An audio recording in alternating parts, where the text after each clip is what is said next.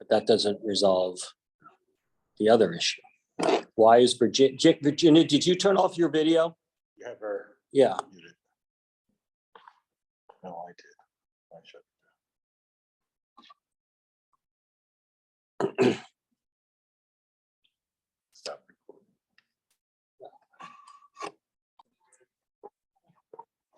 There we go. All right, are we ready? Yes. All right, let's start with a prayer. In the name of the Father, the Son, and the Holy Spirit, amen. O heavenly King, the Comforter, the Spirit of truth, Lord everywhere, and fills all things, treasury of blessings and giver of life. Come and abide in us, cleanse us from every impurity, and save our souls, O good one. Through the prayers of our Holy Fathers, Lord Jesus Christ, our God, have mercy on us and save us. Amen. Glory to Jesus Christ. Glory. Well, thank you all for our second Lenten retreat. We've been bringing up professors from St. Vladimir, so I'm trying to find the new hires and get them out there. So I asked Michael to come and speak. He's one of last semester, right? Yeah, last semester. So he's new to the seminary, sort of, kind of. And so it's wonderful that we'll be gathering together. Thank you to all of you who traveled here. And we're going to spend the next 2 hours with Dr. Legaspi.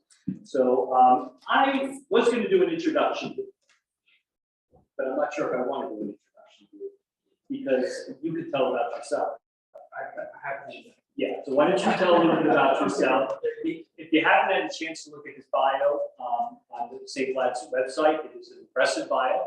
He has 3 books, numerous articles, numerous sort of stuff that's there, and we're just thrilled to have him at the seminary. I know all the students, at least my students, speak highly of you. So, and so anyway, we thank you for taking time and to address us on this wonderful topic. So.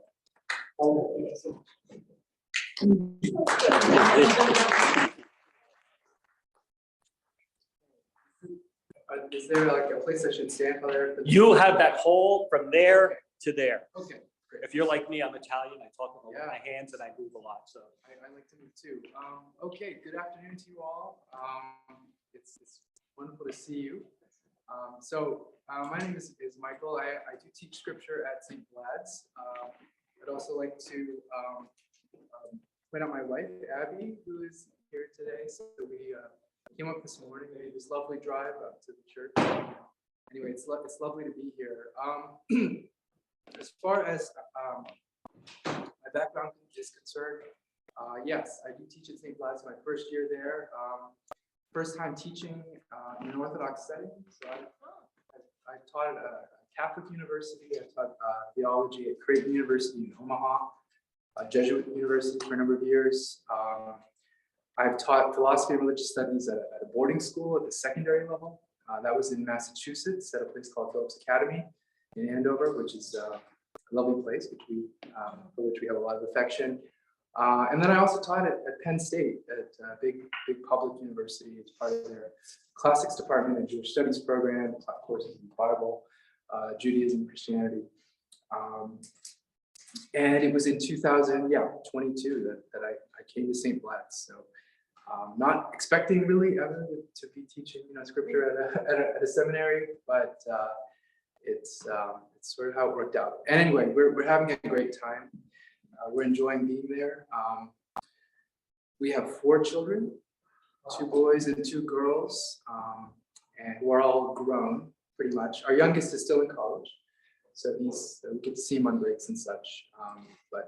So yeah, pretty much empty nesters, except for our little dog. We have a little Yorkshire Terrier who's named Gregory. He's with us. So anyway, that's a good thing. As far as church attendance, we've attended parishes in just a number of jurisdictions. We were part of the Greek parish in Omaha. We were received into an Antiochian church in 2004. We were part of an OCA parish in State College, Pennsylvania. And now when we go back to Pennsylvania, we attend an Antiochian parish in Altoona, Pennsylvania. And so now we're at the seminary. So anyway, also we attended a Rocoa church in Massachusetts. So anyway, just part of many different parishes and jurisdictions. So it's been a blessing. All right, I think as far as details. Okay, great. So today's topic, loving God of the Old Testament, encountering the loving God during Great Lent. So really, I just have two hopes for our time together today. One is just to kindle an interest in the Old Testament. I think the Old Testament isn't something that we, as Orthodox are like as focused on reading and studying maybe as I think it should be or could be. And then second, I also hope to do my little bit to kind of, do my little bit to undo the idea that's out there that the God of the Old Testament is somehow not loving or stern and harsh and unjust. And so to kindle an interest in the Old Testament, and then to also kind of show that actually I think reading the Old Testament is vital to our understanding of God, period. But you could also add our understanding of God's a loving God. So I hope to make that case today. Okay, great. So I'm going to apologize because I did something very bad. I loaded up these PowerPoint slides with text. I know you're not supposed to do that, but they're really for me to read. So if you can't read them, it's okay. I'll be reading the text that's on them. So anyway, it's bad practice, I know. But I want to start actually with the Old Testament's bad reputation, right? So for those of you who can see the picture, that's Richard Dawkins, author of The God Delusion, one of these famous new atheists who's given us like one of the most famous sort of quotes in contemporary society about the Old Testament. He says, the God of the Old Testament is arguably the most unpleasant character in all fiction, jealous and proud of it, a petty, unjust, unforgiving, control freak, a vindictive, bloodthirsty ethnic cleanser, a misogynistic, homophobic, racist, infanticidal, genocidal, filicidal, pestilential, megalomaniacal, sadomasochistic, capriciously malevolent bull. Okay, so tell us what you really think, right? So this is he obviously has a talent for words, but and he's expressing in a particularly spicy way. I think what a lot of people feel, this kind of unease, moral unease when they read the Old Testament. But of course, Dawkins is not really saying anything new in a certain sense. So the Old Testament's bad reputation goes back to the 2nd century, right? With one of the sort of earliest heretics that the church had to face. Speaking now of Marcion, right? So Marcion, 2nd century figure, who proposed, right, that the Christian church basically redo its Bible, getting rid of the Old Testament, sort of paring down the New Testament to like a version of the Gospel of Luke and some other of Paul's writings, but then basically ditching it. And I won't read the whole thing here, but the basic idea was he found this verse in the book of Isaiah where God says, I create weal and I create woe. I create good and I create evil. And he said, yeah, bingo. The God of the Old Testament creates evil. The God of the Old Testament is evil. And when we go to the New Testament and we see Christ reveals, in fact, a totally different God. So when you read the Bible, says Marcion, you're actually talking about two gods. The God of the Old Testament who created the world, and then the loving transcendent God revealed by Christ.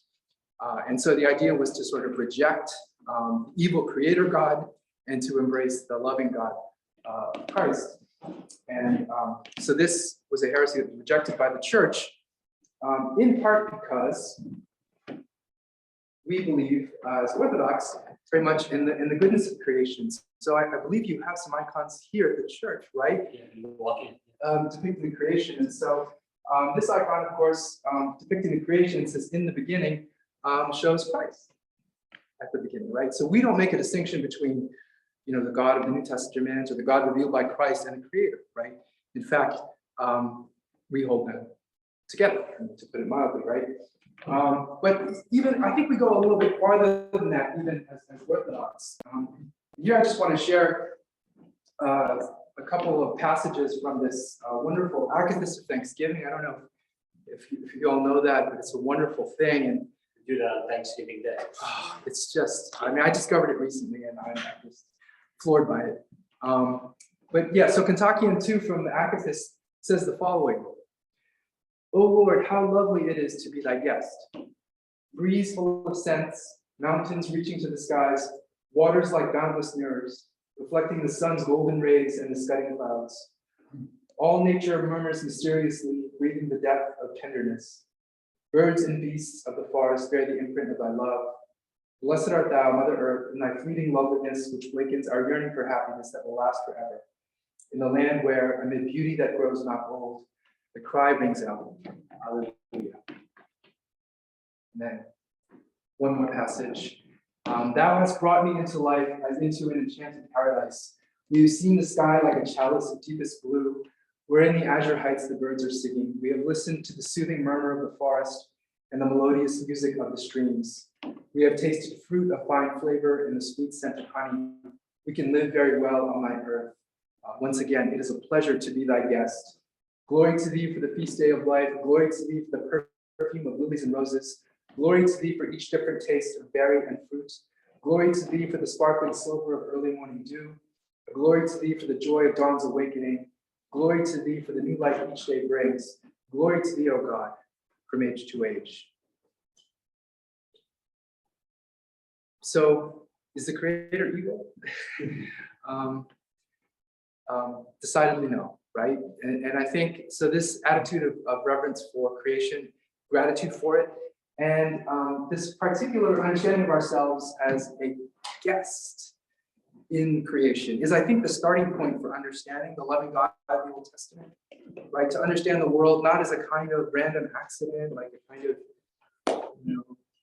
cosmic mishap into which we were thrust unknowingly against our will, but to see the world as created by God, out of God's own love and freedom, to be a place for us to live as his guest is already to kind of understand that underneath everything in the Old Testament, if we just start with creation, is the divine love. So, I know we're not gonna spend a lot of time on creation today, but I just thought it was a good, like a necessary point really to make here at the beginning. Okay, so what are we gonna do today? So I want to start with kind of what will be for us at least a kind of working formulation of love in the Old Testament, right? So love is a word that, of course, gets used a lot. It means a lot of different things to a lot of people. You love your family, you love your dog, you love chocolate cake, you love, your sports teams, right? How can that possibly be the same thing? So we're going to try and sort of narrow this so that we have a kind of tighter understanding of love, at least for the purposes of our discussion today. So I've chosen as a verse for this purpose, or as a passage for this purpose, a couple of verses from Exodus chapter 6. Okay, so essentially, this is a point in the text, right, where God has called Moses to this very special task of going to Pharaoh, demanding custody of the Israelites and leading them out of Egypt. And so this is actually God speaking to Moses at this point in the text in Exodus chapter 6. He says, I have also heard the groaning of the Israelites, whom the Egyptians are holding as slaves, and I have remembered my covenant. Say therefore to the Israelites, I am the Lord, and I will free you from the burdens of the Egyptians and deliver you from slavery to them. I will redeem you with an outstretched arm and with mighty acts of judgment. I will take you as my people, and I will be your God. I will bring you into the land that I swore to give you to Abraham, Isaac, and Jacob. I will give it to you as a possession. I am the Lord. Okay, so a couple of things just about this. Is this okay? Can you move this back a little bit? Okay, great.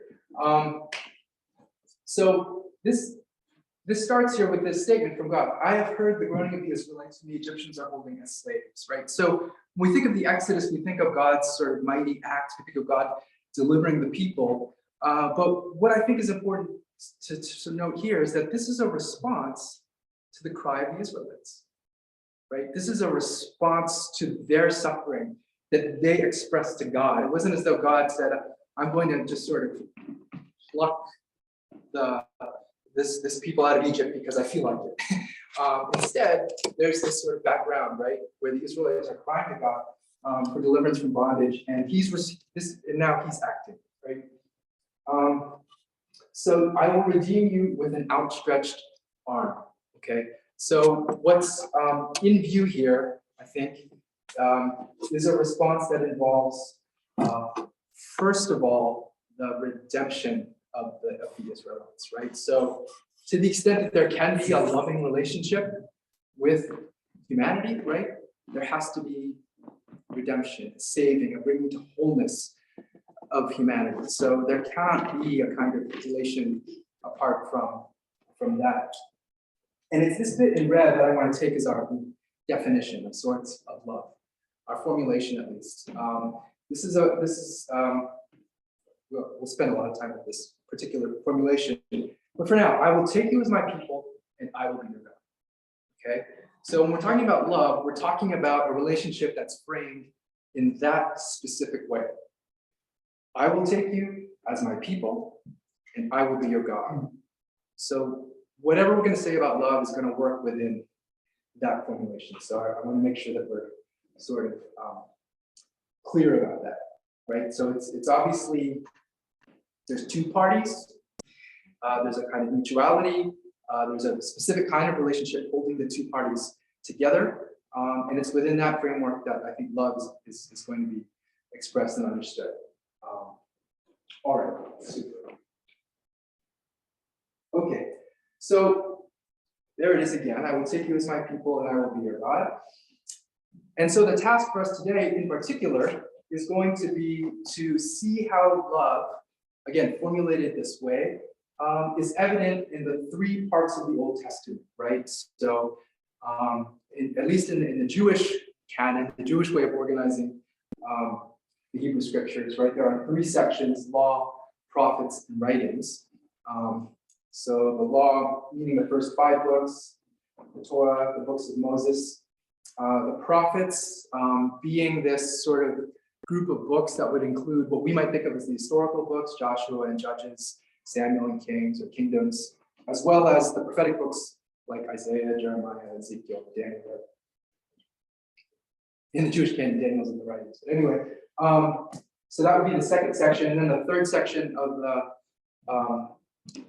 the scriptures would be the writings. And here we have the Psalms, the most important book in the writings, and then other texts having to do with wisdom or like, I don't know, little compositions that sort of didn't fit in the other places, I guess, Ruth and Esther and books like that. So what we're going to do is we're going to look at one book from each section, exploring this idea of love, with the goal, again, overall, of like making the argument the Old Testament itself is about love, right? So we'll be looking at Exodus and Leviticus in the law. When we move to the second sort of section of our time today, we'll be looking specifically at the book of Hosea. It's kind of an obvious choice if you're going to talk about love. And then in the third, we'll be talking about Song of Songs. So anyway, this is the plan. I think we'll do 1 and 2 and then sort of take a little break. And then we'll come back and do 3 and as well as some Q&A. So that's kind of the outline I have in my mind. All right, okay. So our first bit, Exodus and Leviticus, calling this little unit the shape of God's love, right? So love has this kind of relational formulation. And in Exodus and Leviticus, we see this taking shape quite literally, actually. Okay, so start with just a little bit of background. There's a map. For those of you who can't see, there's Egypt, the Sinai Peninsula, the land of Canaan, Syria to the north, the Arabian Desert here to the east. Okay, so we're kind of starting here with the book of Exodus, and we know the story pretty well that the Hebrews, the Israelites were enslaved in Egypt, and God leads them out of Egypt, right? Out of the house of bondage. But what's kind of interesting about the book of Exodus is geography, right? So after the Exodus, the Israelites, they don't go directly to the land, right? So I made a little arrow here. You don't have to cross water if you're going from Egypt to Canaan. I mean, you really don't. You can go by the coast. So this blue arrow shows a kind of overland route from Egypt to Canaan that scholars think, even with a big group, would have taken maybe 11 days. Instead, God led the people out of Egypt through the sea to Mount Sinai. So it's the red arrow on this diagram, right? So you see here, this is we're crossing water and we're ending up in the desert, right? So instead of doing this, if the goal, right? Remember Exodus 6 a couple slides ago? I will give them the land. Well, the land that's being discussed is the land of Canaan. That's right here, right? So if the objective is to get to the land, this would really be a much more efficient way to get there. So the question for us is, why take this longer, more difficult route? Right, so if you're reading Exodus, you have the story of the parting of the Red Sea in Exodus 14. Exodus 15 is the Song of the Sea, this amazing poem that we sing a lot, Holy Week, in Pascha, right? The horse and the rider thrown into the sea, right? God has triumphed gloriously, beautiful, right? Celebration of Exodus, and then Exodus 16 and 17, they're complaining about the water, because they're marching through the desert and there's no water, or they're marching through the desert and they're hungry, and so it's like difficult chapters where the people are grumbling against Moses. He doesn't know what to do, and God says, "Okay, why don't you, throw this tree in the water and that'll turn it sweet," and strike the rock, this sort of thing, But the people are like super uncomfortable. I mean, we get the impression like right away that this is hard. Why take this longer, more difficult route out of Egypt? Well, there's a lot of reasons, but I want to focus on this one. Because the goal, right? If we're thinking of the goal as getting to the land, that may be, right? But getting to the land in a very particular way, with a very particular identity, with a very particular understanding of who it is that has led them out of Egypt, right? So instead of going to the land, they go to the desert.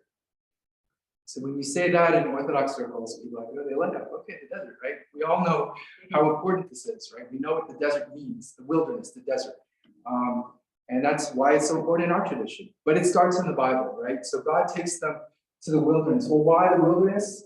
Because it's there that he's going to dwell in their midst, right? Exodus 25, when they're at Sinai, they're in the desert, he says to Moses, "Let them make me a sanctuary that I might dwell in their midst." So whatever else this land business is about, and the Israelites coming in and settling the land, the first order of business for them, the priority in their lives and their identity as a people is actually for God to dwell in their midst, to be the people among whom God dwells. And that is a lesson that is learned in the desert. Okay, so the kind of ground zero then for this effort to not just dwell among the Israelites, but to make them the kind of people among whom God can dwell is this particular structure, the tabernacle. So that's really what we're talking about here in this first section. The tabernacle is the shape of God's love. So we tend to read this narrative about the tabernacle in Exodus and Leviticus and Numbers, and we get caught up in the details, and it's so strict, and you just can't make a mistake. You have to have it down to the cubit, down to the inch. You have to use this material and not that material. You have to put everything together in this way, and it's sort of atmosphere of like, okay, I got to get it right, of anxiety. But we shouldn't lose sight of the fact about what this is, right? This is where God is going to dwell with the people, again, out of love. But I do want to talk about some of these details. So the first part, right? So they come to Mount Sinai, And the Israelites haven't met God yet, right? Moses has met God at the burning bush, but the Israelites have not met God. So Moses brings them to Mount Sinai, and God says, okay, tell the people in 3 days we're going to meet, tell them to prepare, cleanse themselves, to abstain, to purify themselves, and on the third day they'll come to the mountain. God speaks to them out of the mountain, right? And this is where we have the giving of the speaking of the 10 Commandments, right, to the Israelites. Anyway, after that, the Israelites say, okay, Moses, you go and get the rest of the commandments from God and put them to us, because we cannot bear to hear the voice of God. It's too much for us. So actually God agrees. He's like, yeah, that's probably a good idea. So he gives the rest of the commandments to Moses, and the people they receive it then from him. So after God gives the 10 Commandments and then the rest of the commandments to Moses, Exodus 22, 23. Oh gosh, I'm just skipping so much here. Okay, anyway, I hate to skip Exodus 24 because that's so important, but we need to talk about the tabernacle. There's a meal, right, between Moses and the elders of God on Mount Sinai, which is an extraordinary thing, right? Because we think of communion, right, eating with God at God's table. Well, that's the New Testament. That's Christ in that, right? Like, no, the meal of the elders and God on the slopes of Mount Sinai is what we see next in 24. But anyway, after that's concluded, then we get down to business with the tabernacle, and God says the following to Moses. He says, make everything according to the pattern that I will show you on the mountain. Okay, so Moses is going to go up the mountain, and God is going to show him basically what it's supposed to look like, right? So he's going to get to see firsthand how the tabernacle is situated, right? So Moses is in charge here. Okay, so this pattern that God shows Moses ultimately kind of has the following features, right? So we're going to have a kind of courtyard that's enclosed by these curtain structures, right? So wooden poles with rods at the top and curtains hanging to enclose a kind of open air courtyard, right? So this is all open air here. Then this gate at the bottom, the first thing that you see when you enter the gate is the altar of sacrifice. So this is a big, kind of like a barbecue grill. I mean, it's a big thing on which animals can be burned, essentially, right? And that's right. So the Israelites would bring up we'll talk about the offerings in a bit, but they would bring the animal to be offered to the gate, and that's where they would do their bit, and then the priest would do their bit, and the sacrifice would take place here on the altar. The laver, so this is kind of a basin where the priest can wash as they're doing the sacrifices. And then you have the holy place and the most holy place. This part is totally enclosed. It's not open air, so it's got a roof on it, right? So you enter this, the holy place, and only the priest can go in here, right? You have to be a priest to enter this place. And when you enter the holy place, you have three main things there. You have, to the right, you have this table. It's called the table of showbread. That's the way King James translated it, and I guess everyone just kept it. Sometimes it's called the bread of the presence. But anyway, the idea here is that you have 12 loaves of bread, always fresh loaves, right? Always on the table, symbolizing Israel, of course. But again, this is a table in God's residence, so it symbolizes the sharing of a table between the Israelites and God, right? So the bread is made for, sort of represents that, and only the priests can eat this bread, right? So when it's getting old and it needs to be replaced, the priests eat it. So you get that story later on where David's hungry and he's on the run. He shows up at the tabernacle and he's hungry, and it's like, give me something to eat. Oh, we don't have anything. He's like, oh, I'll take the showbread. And he takes the showbread and he gives it to his companions, right? Which is kind of scandalous, right? But then, of course, Jesus actually quotes that approvingly in the Gospels, right? His disciples are eating grain in the field, and the Pharisees are like, this is Sabbath. How can you be eating grain in the field? He says, have you never heard how David ate showbread? Anyway, that's about this, right? The other thing is the candlestick, right? So the golden candlestick, which always had to be lit, And again, this was the divine illumination. This stood for the fact that God was present. And if you want to think of this in a homier way, if this is a kind of living room, there has to be some kind of illumination, right? And that's a little bit homier. But the golden candlestick, and then you have another altar, but this is the altar of incense. So this is where incense is offered to God.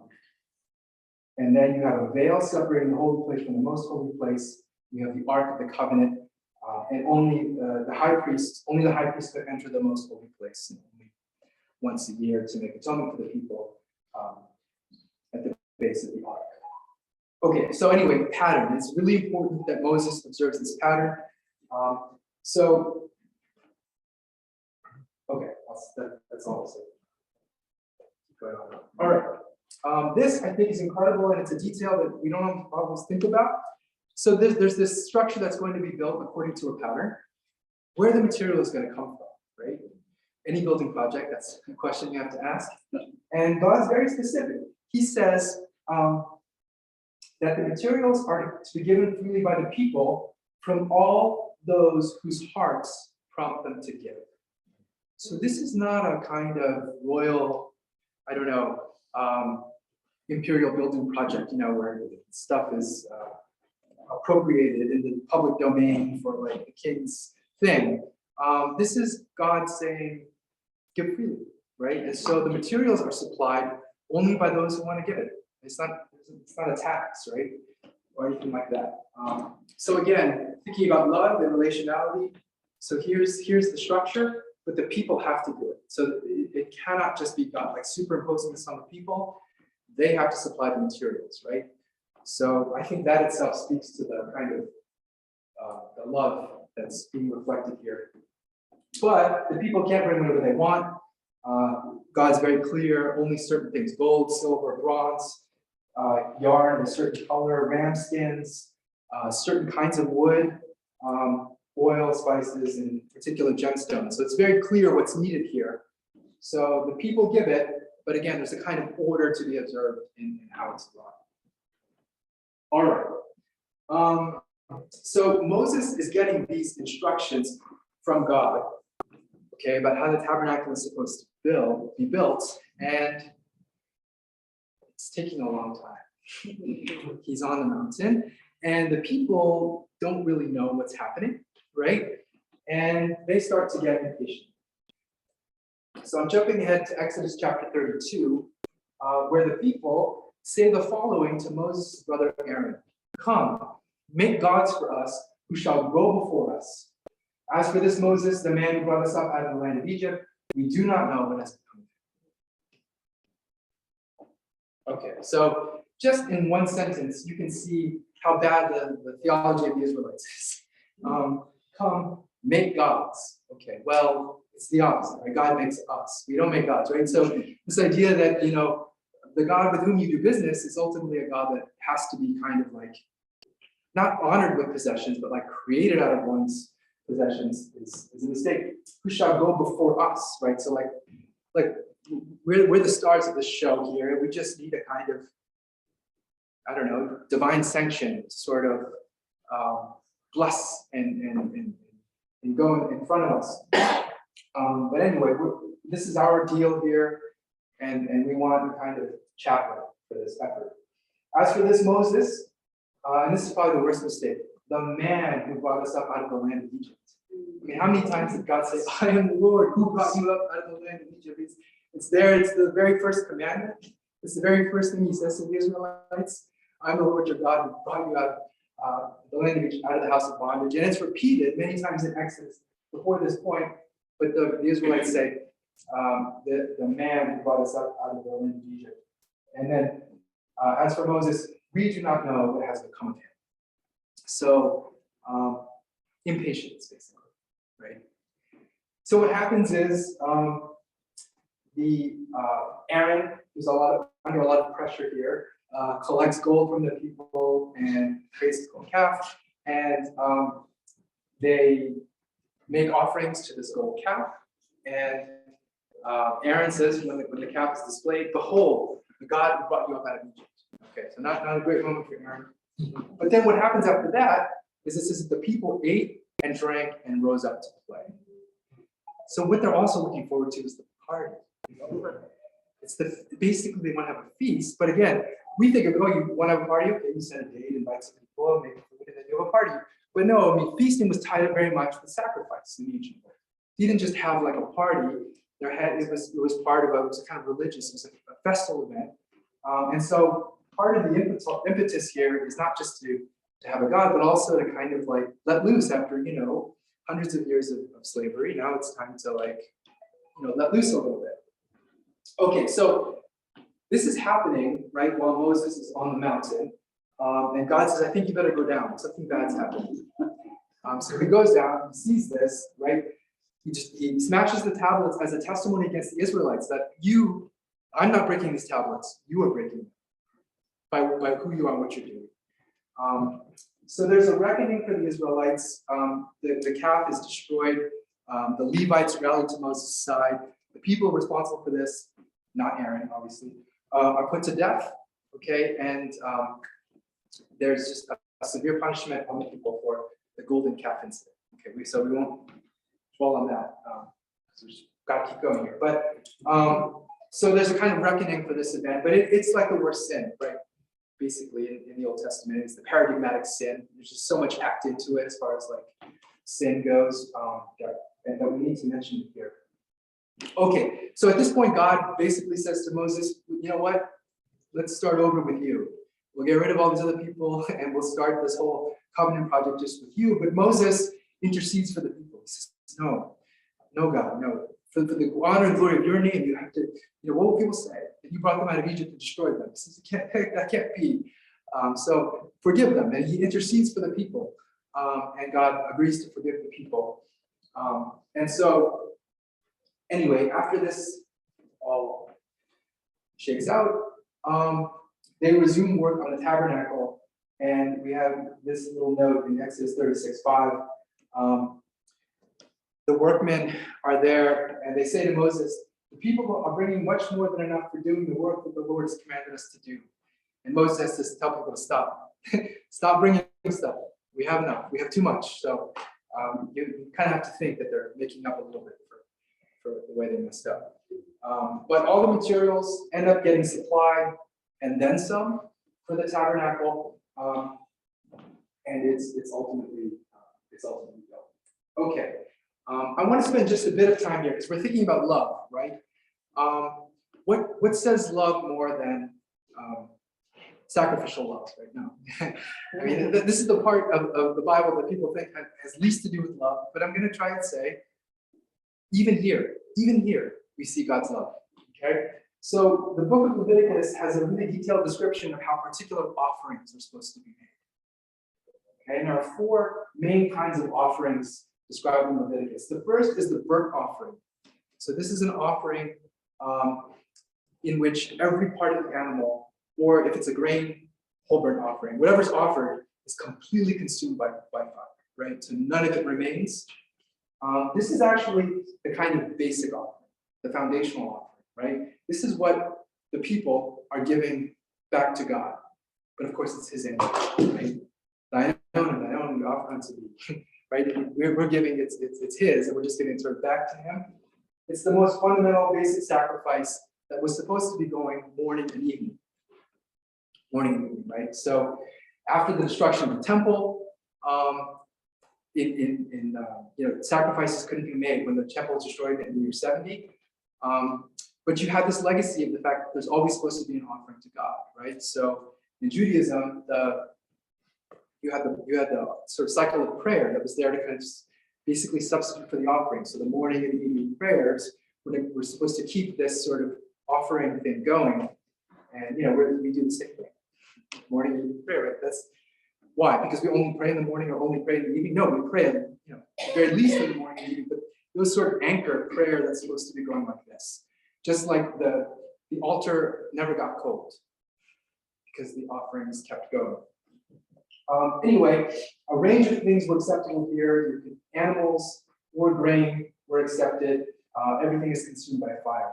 So this was like God's sort of stipulation that the burnt offering would be going.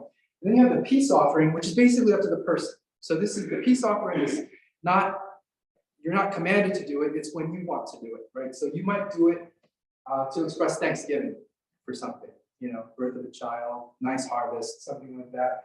If you make a vow to God, right, and you pay your vows, right? Don't we say that sometimes in the liturgy? Pay your vows in the Lord. You would bring a vowed sacrifice, or if you again, it's a free will offering. There didn't have to be a particular reason, but the procedure here is different. So whatever's offered gets shared, right? Some of it gets burnt, offered to God. Some of it is given to the priests, and then some of it the offerer gets to eat as well. So it's a really nice kind of expression of commensality, right? Being at the same table. So that was the peace offering. So far we haven't talked about sin. People think offering sacrifice have to do with sin. It's the way to get rid of sin. But actually the first two categories have nothing to do with sin. There is something called the purification offering. Some translations of the Bible will call it the sin offering. And this is offered with reference to sin, right? So there are offerings that are specifically addressed to this question of sin. And when animals are brought for the purification offering, the blood is sprinkled at the base of the altar. The offerer doesn't get to eat any of it, right? It gets burned and not shared. And then the reparation offering is a little bit different because this involves some kind of like restitution. So if you did something to someone and you could bring a reparation offering, but then there would come along with the expectation that you would make restitution for whatever sin it was that you committed. Restitution to God or to the other person? Or both? Well, right. So if right, so both in a way, because the reparation offering was always made with the monetary equivalent to the price of a ram. So this is something that we go to the priest. But again, if you did something wrong to someone else, there would be expectation that you would be right. You would be making reparation to whoever you wronged as well. Okay. So anyway, just a couple of general points about these offerings. Then, I just want to make this point, right? The significance of the sacrifice is not killing the animal, right? So we think that that's the whole point, right? It's like you're killing the animal. And that's it's not killing, it's offering. You see the difference there? It's not as though God wants you to kill animals. It's the fact that the animal has to be killed in order to be offered. Like that's the important part. Okay. Right. Another point is that burnt offerings and peace offerings express and strengthen relation as shared meals involving God, the priests, and the people, right? So when we think about offerings, again, we should really be thinking first about communion, and only secondarily about like atoning for sin or something like that. But I think most people think of the sacrificial system or offerings in terms of sin. There are purification and reparation offerings, but this is, I think, also important. It's not as though you made an offering because that's what would cause God to forgive you, right? There's nothing like that going on here. This idea that you're going to make this offering that will cause God to forgive you, right? God forgives you because he loves you and because he can, and he does. That's who he is, right? But the offerings are there basically to restore the sinner and cleanse the impurity of the sin. So on the Day of Atonement, when the high priest goes into the holy place and the most holy place and sprinkles blood, he's cleansing the impurity of the people, right? Because the idea is that the people, in sinning, have introduced obstacles into God dwelling in their midst, right? And so the purification offerings are not causing any God to forgive anyone as much as they are involving the sinners in this process of cleansing and then removing the impurity of sin from the cultic space. Okay, how are we doing? Okay. Yeah. Okay, so we won't dwell on this too long, but after the instructions about the offerings are given to the Israelites in the opening chapters of Leviticus, it's time to do one. So like, okay, first first, what do you call it? Like test drive. It's not a test drive, it's the real thing. It's the maiden voyage, I guess. Right? So Aaron is prepared. There's all these details about how he's vested and anointed and everything is ready to go. The animals are prepared. Aaron makes his first offering and fire comes out from the tent of meeting to consume the offering. Which is a beautiful moment, really, a kind of triumph. And that's the first part of Leviticus 10. And then there's already a kind of bad note.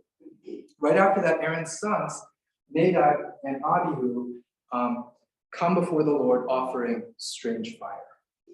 And just as fire came out of the tent of meeting to consume the offering, fire comes out to consume Nadab and Abihu, and they die before the Lord. Okay, so there's this kind of, what is this about? Well, a lot of things. But I think one of the things that we should understand here is that when we're talking about dwelling with the divine presence, there can be no question ever of presumption, right? There can be no question ever of irreverence, no question ever of being casual, no question ever of being cavalier about how one approaches God. So because God is dwelling with us, right, the response isn't, oh, now we get to be casual and like friendly and familiar. No, it's that we actually have to be get more kind of reverent and respectful, right? So it's not a familiarity with God, right? And so I think this is a kind of reminder of the perils, frankly, of dwelling with the divine. And this is something that can never be presumptuous about. You said they offered strange fire. Yes. What does that mean? Do you understand? Yeah. So this is it's the kind of thing where we wish there'd been a little more detail. Yeah. So people have to kind of speculate about strange fire. So it could have been that basically, yeah. So it's did they do something at the wrong time? Did they do it? So was it strange because it was the wrong time? Was it strange because it was the wrong substance? Or was it strange in the sense of being alien to the regimen that had been prescribed? I mean, there's a couple of ways to like think about it. There's a weird detail a little bit later on in Leviticus 10, where immediately after this event, God gives instructions to, is it Moses or Aaron? I forget which one, saying the priests can't drink when they're on duty. Right? So if it's your turn to do the offerings, like you can't, so you have to be sober. So that makes some people think that, is that a clue that they basically, they weren't on duty and they were drinking, and then they decided to kind of wander in and give this a shot? I don't know. It's a little mysterious. I wish I had a better answer. Okay, so we're still talking about Leviticus, and I'm still holding this idea that this is about love. Okay. So again, the idea here is that God is going to dwell with Israelites. And so there's this, you can make a kind of diagram about the whole structure of this, right? So at the center would be the Holy of Holies, right? Where only the high priest is allowed. And then the slightly wider circle, the holy place where the priests are allowed. And then the kind of open air courtyard where the Levites can help the priests with the sacrifices. And then the camp, including the people of Israel outside of that. And then beyond that is the world of the Gentiles, right? Those outside the camp. So Leviticus gives us this kind of concentric picture of God's dwelling among his people.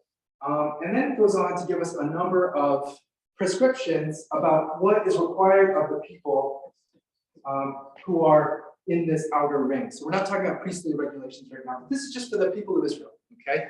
So a lot of the laws that we have in Leviticus have to do with physical purity, right? So here we have a lot of the dietary laws of what they can and can't eat, not eating unclean foods. We have a lot of information there about skin disease and how to handle it. And if you have skin disease, this makes you impure. This is what to do. This is how to wash. This is how long to wait. See if it changes color and size. Mold in your home. So there's like a caretaking here to make sure that the kind of physical life of the Israelites is in order. A list of all the things that make you unclean, blood, corpses, bodily discharges, all the things that make you impure, right? So I'm not going to dwell on the individual significance of all these things just now. I just want to give a kind of overall picture for the moment. A lot of these have to do with the kind of moral lives of the Israelites. We're talking about stealing, lying. Even though we're in the wilderness, there's this idea that one day you'll be in the land and one day you'll have a farm. And when you have a farm and you harvest the field, don't go back a second time. leave it. Because people who are needy then can come and they can take what you didn't get, right? Or you have a vineyard and you harvest the grapes, go through it, don't go back. Let whoever is needy come and take the rest, right? So that is also mentioned in this part of Leviticus. No hating your brother, no showing partiality to those who are powerful, no oppression of those who are in your midst. A lot of the laws in Leviticus have to do with sexual behavior, long list of people with whom sexual relations are unclean. So different like relations, obviously, immediate family with uncles and aunts and mothers-in-law and sisters-in-law. And it's just lots of relationships are specified there. Sex with animals, sex with people you're not married to, homosexual relations. These are all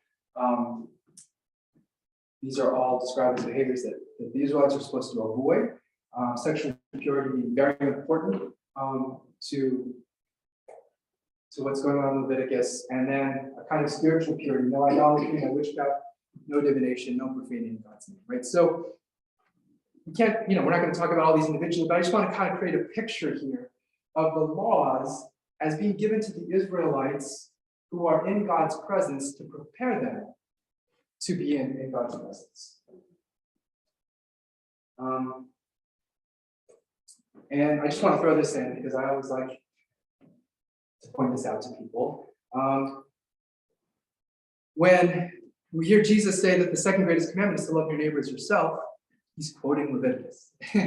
So that is not like a New Testament thing. Oh, you have to love your neighbor. That's from Leviticus chapter 19. So anyway, now you know. Love your neighbor as yourself. It's from the Old Testament and it's from Leviticus. Okay, so now I'm kind of wrapping up this first part on Exodus and Leviticus. And I just want to make a couple of points here, or one point about God's love that we can get from this particular part of Scripture. God's love for us is shown in his hospitality, right? So God's love is not an abstraction that's like morally inspiring or something like that. It's concrete, it's real. It's, no, I'm going to create a space. You're going to be there, I'm going to be there. We're going to be together kind of love. And if that love is uncomfortable for you, you'd rather have like an abstract sort of love, well, that's fine, but that's not what we have in the Old Testament. It's a kind of love that has to do with living together, right? God's love for us is shown in his hospitality. Number one, the cosmos as being hospitable, and then the tabernacle as being the place of divine hospitality. And then I would like to say, therefore, that our love for God is always a response to the divine invitation. It's not like you decide one day, you know what, my life's pretty good. One thing I'd like to add is I'd like to add some love of God. So I'm just gonna I'm gonna do that now. And that'll make my life, just a little bit better. No. It didn't start with you. It's a response to a divine invitation.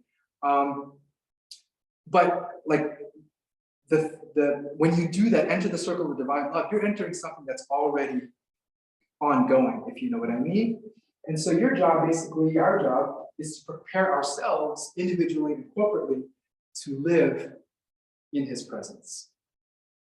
And so Leviticus cares about your body, it cares about your mind, it cares about your social relations, it cares about all aspects of your life. Why? Because all of that has to do with you being in the divine presence. It's not that God is wanting to control you as much as the law itself is helping us to be the kind of people who can actually accept and receive and enjoy the divine hospitality. So I'm trying to make some Lenten connections here. And I think if you wanted to say, okay, give me something that I can just sort of like use as a kind of handy dandy reference for what Leviticus is telling me, I would give you this. I would say, this is Leviticus. O Lord and Master of my life, take from me the spirit of sloth, despair, lust of power, and tongue. Give rather the spirit of chastity, humility, patience, and love to thy servants. Yea, O Lord, my King, grant me to see my own sin and not to judge my brother, but blessed art thou in his ways. This is Leviticus, I think. We do this all the time. Why? Because we're in a period of preparation ourselves, right? For being the kind of people who can enjoy the divine hospitality. And I think this prayer is just the most, it's the most concise, most beautiful way of expressing that that I could think of. So it's kind of like, this isn't a punishment, these Lenten rules that we've been given, it's not some punishment, this is an invitation to make ourselves the best selves we can be to meet God on pasta. Beautifully said. Yeah, I should have just said that. Thank you. Use it next year. You know, when you grow up, you just go like, oh, my parents wants me to, shower, brush my teeth, whatever, but that's making you a better person. Right. It's not punishment. Right. Right. So if you're the kind of person that doesn't want to shower, that's not a problem with showering. That's a problem with you. That's an area that you are, in which you are deficient, right? Okay, so that is my Lenten connection for section 1. Okay, so I'm going to go on to section 2, and then we'll take a break after that one. Okay, so now we've talked about the law, the Torah, the books of Moses. I want to move now to the prophets, right? That kind of middle chunk of the Old Testament. And I want to talk about Hosea and the persistence of God's love. The persistence of God's love. Okay, so forgive me, if this is familiar, but I just wanted to make sure I say a little bit about the background of the book. There's a little bit of an historical thing here that I should probably make sure we're okay with. So everyone knows that God chose David to be king. He was anointed by the prophet Samuel. He ascends the throne after Saul dies and becomes the ruler of Israel. And he's got this sort of, establishes this kind of large kingdom, in part by sort of subduing the Philistine threat. So the Philistines are this coastal area here. And also by pacifying the borders, right, which were shared with Edom and Moab and Ammon and Aram, the Arameans, right, their capital is Damascus. So these are like the traditional rivals of the Israelites, the Edomites, the Moabites, the Ammonites, the Arameans. But David is able to basically, like I said, pacify, and he's able to give rest to the land, which is why he names his son Peace, Solomon, Shlomo, Shalom, peace, because, well, there's peace now. The fighting is over, and now we can have this period of prosperity. So David is a warrior. David establishes the borders. He also establishes the capital at Jerusalem. And then his son Solomon succeeds him. Solomon builds the temple, making Jerusalem even more important, because now it's a political and a religious capital. And so the kingdom in the time of Solomon is sort of the largest territorially, and it's also the most solid it had ever been. Okay, so that is in the 10th century. But after Solomon dies, the rule goes to his son Rehoboam, and then you can read this in the scriptures about how the kingdom was divided in the time of Rehoboam, right? Because when Solomon was building up Israel, he was doing he had a lot of building projects, right? So unlike the free will offerings, he didn't do free will offerings. He basically, he took what he needed and he created royal stables, fortifications, and military outposts. He enlarged the court in Jerusalem and made it a lot more, as my son would say, legit in terms of like international reputation. But all this takes money, and it was hard on the people. And so when he died, the people came to Rehoboam, his son, and said, "Hey, can you please relax some of this? This is really hard." And Rehoboam said, "Well, let me get some advice." So he turns to he's got two sets of counselors, the old men and the young men. He asked the old men, "What do you think I should do?" And he said, "Yes, you should relax. It's been hard." And then he turns to the young man, "What do you think I should do?" So take your foot off the gas now? I mean, no, you gotta keep going, right? This is your chance. You're even greater than your father, your grandfather. So who do you think he listens to? Listens to the young man and then doubles down on the policies of Solomon, and then the 10 tribes split. They revolt. And the kingdom comes apart, and that was about the year 930. Okay, so after that point, you no longer have a united kingdom, you have a divided kingdom. The northern kingdom of Israel here in green, and then the southern kingdom of Judah here in orange. The capital of the southern kingdom of Judah is Jerusalem. The capital of the northern kingdom of Israel, at first is Shechem, but then later on, King Omri builds a new capital to match Jerusalem, And that's the city of Samaria. So Samaria becomes the capital of the north. Okay, so as things unfold, right, I mean, you can see territorially the northern kingdom is a lot bigger. If you think about natural resources, there's a lot more there. And so the wealth and size and power of the north is actually greater than the wealth, power, and size of the south. The northern kingdom is actually, the bigger one, even though we tend to focus on Judah and Jerusalem because Christ came from the line of Judah, and of course Jerusalem is super important. But it's actually the northern kingdom that's more important. Okay, so we are interested right now in the 8th century, not the 10th. So we have to skip ahead to the 8th century. And what's happening here is that the North has had one of its sort of greatest periods of prosperity under a kind of long-lasting dynasty begun by King Jehu, which is earlier in that century. Things have been fairly stable in the south in the kingdom of Judah. The big story really here is internationally the rise of the Assyrians. So there's an Assyrian king called Tiglath-Pileser who is basically has his sights set on making Assyria great again. So making the empire, extending its borders and kind of reinforcing its old imperial greatness.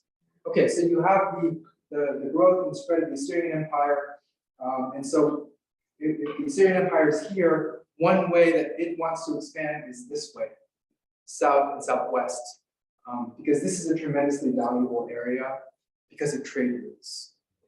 Right? It's always been contested because of its geopolitical significance between Greek continents. There's a trade route that goes here. There's a major trade route that goes here. Anyway, it's important. Empires always want it, whether it's Assyrian, Babylonian, doesn't matter. So the Assyrian Empire is expanding west, and the idea is that it wants to bring Israel and Judah under its control. And it's into this sort of situation that steps the prophet Hosea. Okay, so Hosea is unusual because he's one of the few prophets that's like from the north. Most of the prophets in the Bible are from the south. Elijah and Elisha would be northern prophets, obviously, and then Hosea. But then after that, they're mostly southern. From the rebel kingdom. From the rebel kingdom. Yes. So it never quite loses its character as a rebel kingdom because of its alternative religious establishment, which we'll talk about in a minute. But okay, so Hosea steps into this just as Tiglath-Pileser's kind of imperial expansion is underway, and there's pressure basically from this direction on Israel. And okay, so let's talk about the book itself, right? The book of Hosea. Hosea chapter 4, verse 1. Hosea comes to the people of the north, okay? And he says, "Hear the word of the Lord, O people of Israel, for the Lord has an indictment against the inhabitants of the land." So this is legal language, right? I'm taking you to court. I'm leveling the accusation. I have an indictment against you. You have done certain things wrong for which you are now being called to account, okay? The first is trampling the law. Okay, Hosea says, I'm going to list these things for you. There's no faithfulness or loyalty, no knowledge of God in the land, swearing, lying, murder, and stealing and adultery break out. Bloodshed follows bloodshed. Therefore, the land mourns, and all who live in it languish. So, just even to observe society is to see, says Hosea, a continual trampling of the law, right? So, I think not all the 10 commandments are broken in this short passage, but most of them are. Okay, so this is one part of the indictment. Second, God, through the prophet Hosea, says, "My people consult a piece of wood, and their divining rod gives them oracles. They sacrifice on the tops of the mountains, make offerings upon the hills, under oak, poplar, and terebinth, because their shade is good." Right? So they pick a shady spot, and that's good enough. Okay, let's have an offering here. And that's how profligate they are when it comes to idolatry, says Hosea, says God through Hosea, right? So divination and idolatry would be another charge against the people. Okay, and then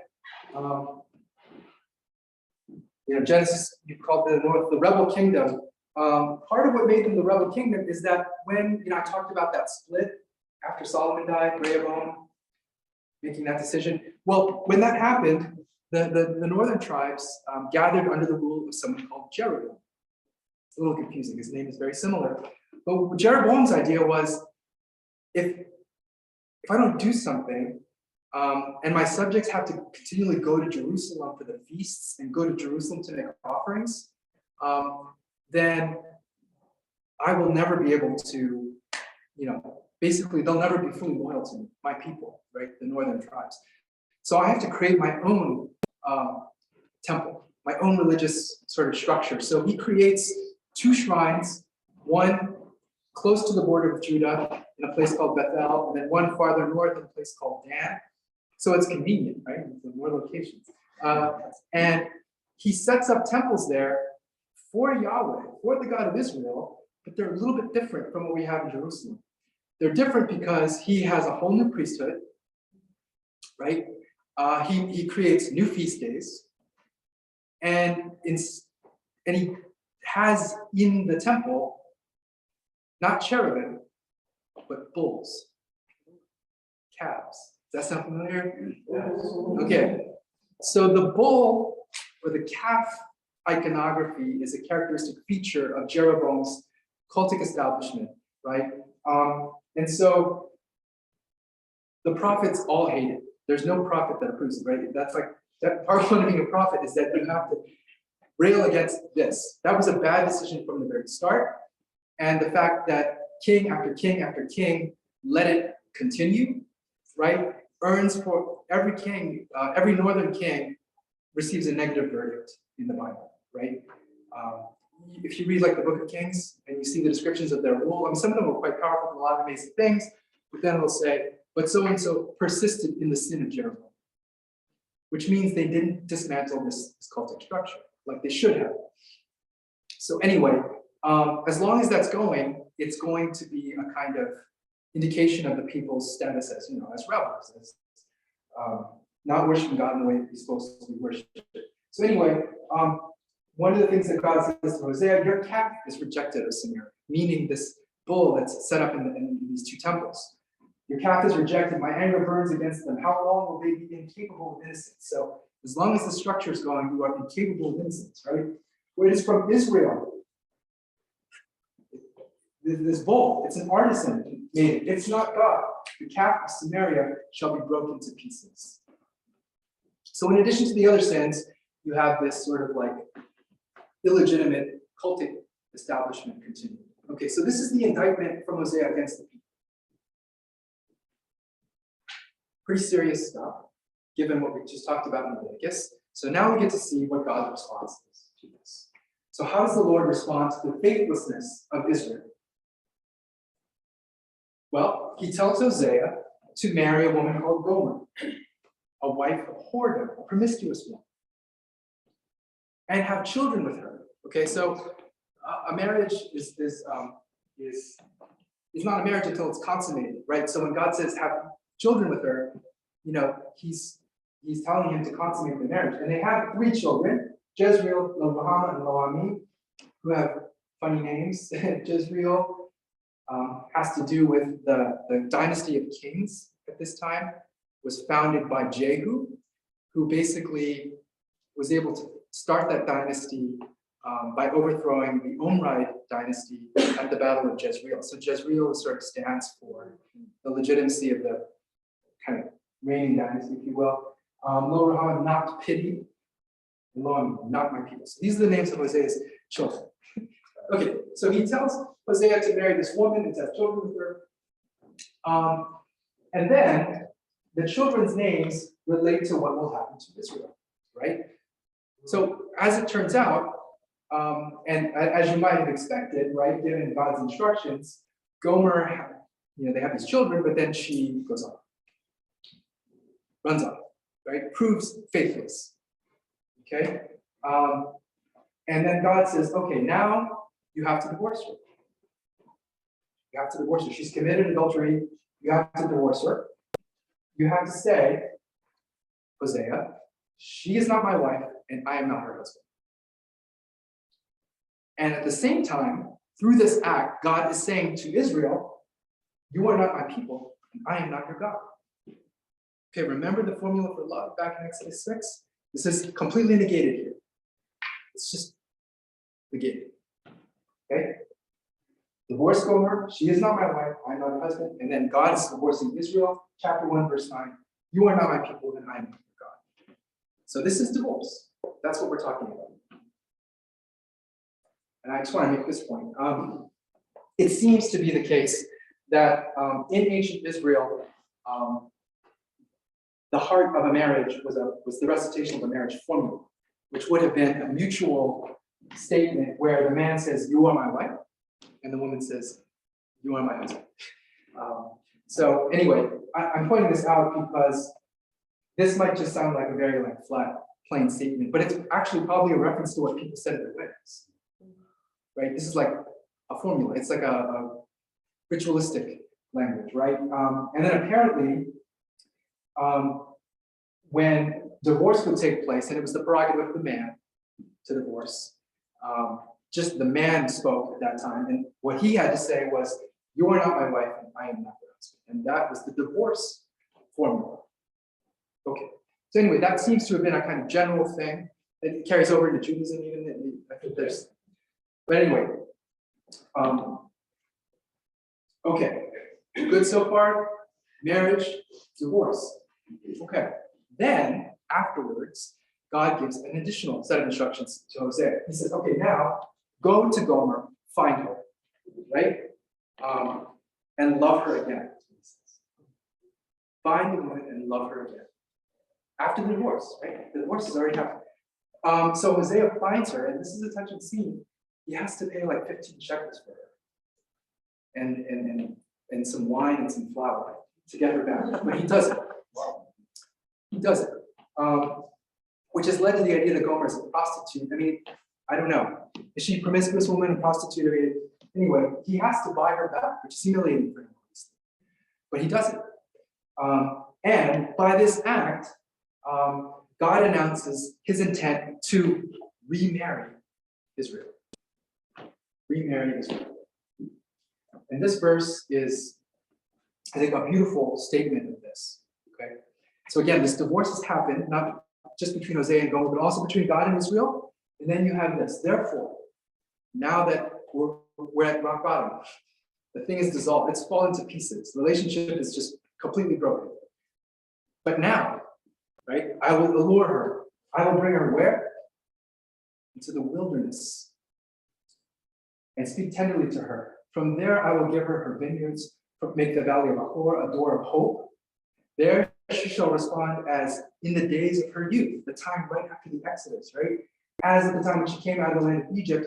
On that day, the Lord, says the Lord, you will call me my husband, and no longer will you call me my Baal. Okay, so God is going to woo her again, allure her, woo her, court. I don't know, it's that kind of language, right?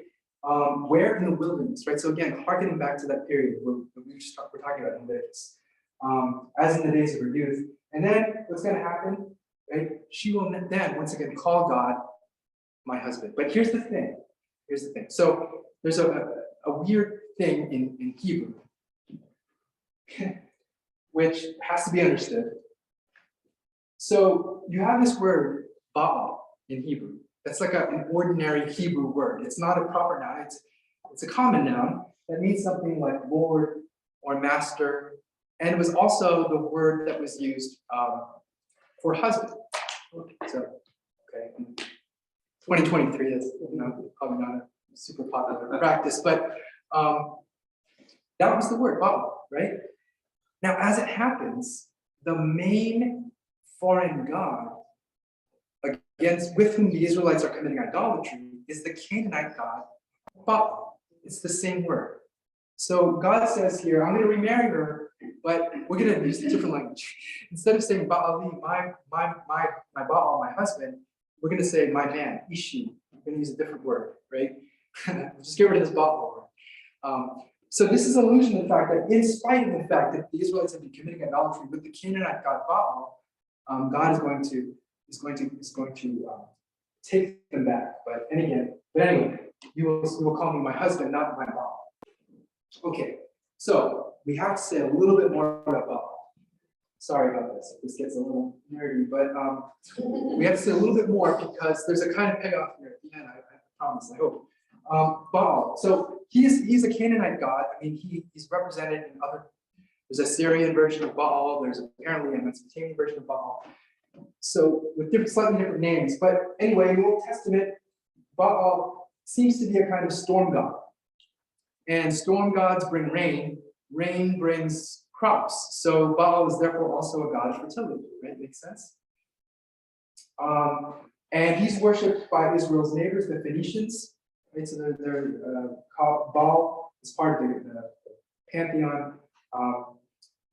For the Canaanites who are living on the coast, that would be the Phoenicians, the Canaanites living farther inland, where the Israelites are, and indeed, he's worshipped by the Israelites themselves, and that's the problem, right? So King Ahab was a northern king whose father Omri built the capital of Samaria. I mentioned him a bit ago. But anyway, one of Ahab's moves to kind of make Israel like a stronger, more international kingdom was to marry the daughter of a king with whom they had an alliance, Phoenicia, right? So he marries a Phoenician princess called Jezebel. And when Jezebel comes to Samaria to live with Ahab, she's a pretty strong personality, and we know this from the Bible. And she says, I miss my God. I want you to build me a temple. Well, I don't know, we already have temples. No, I'm not talking about that bold stuff. I want you to build me a temple to Baal in Samaria. He does. So it goes up in Samaria, an actual temple to Baal. So anyway, that's what's going on there.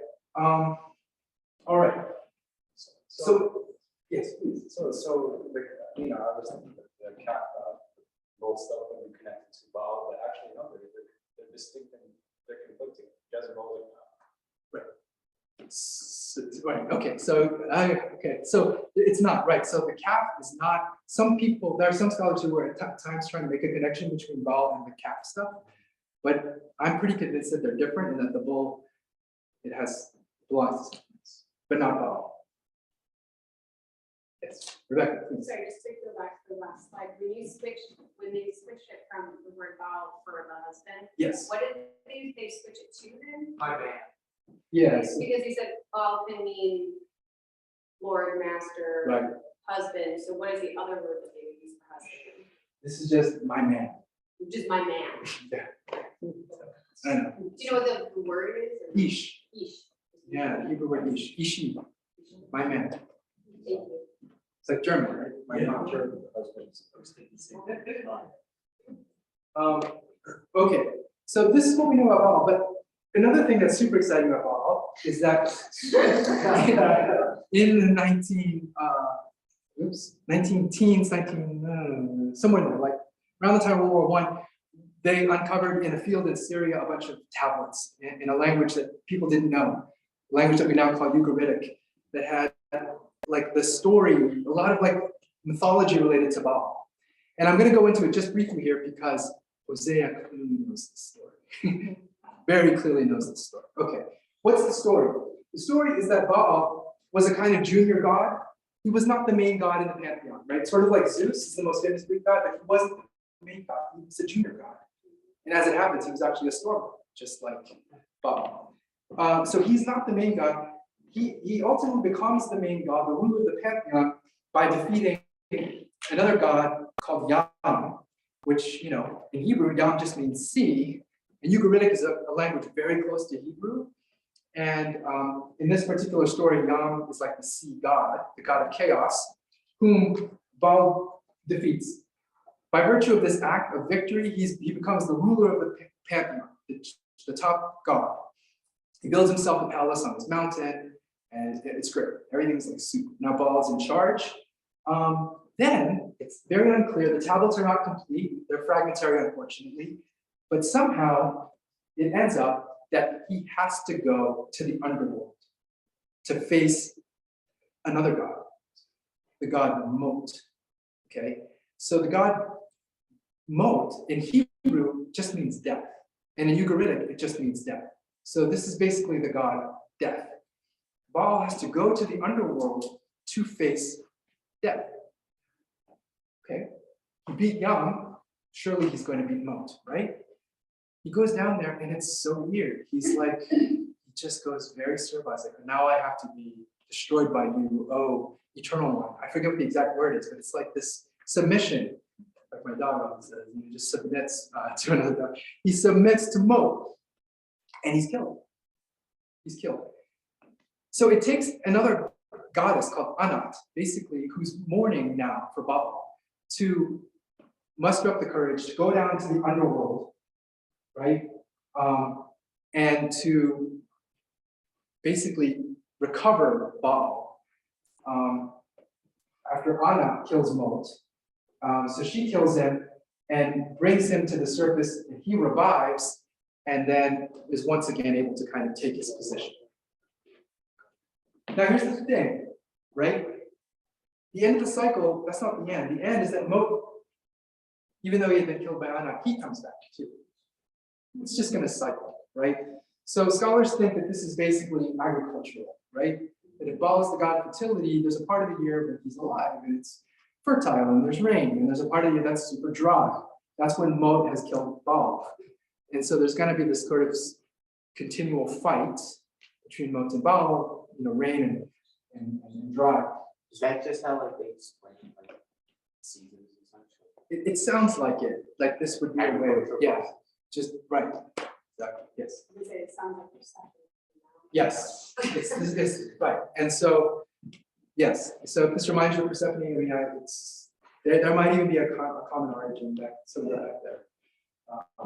Quite possible. Okay. Everyone good on that? Okay. So I think this story is important to the book of Hosea.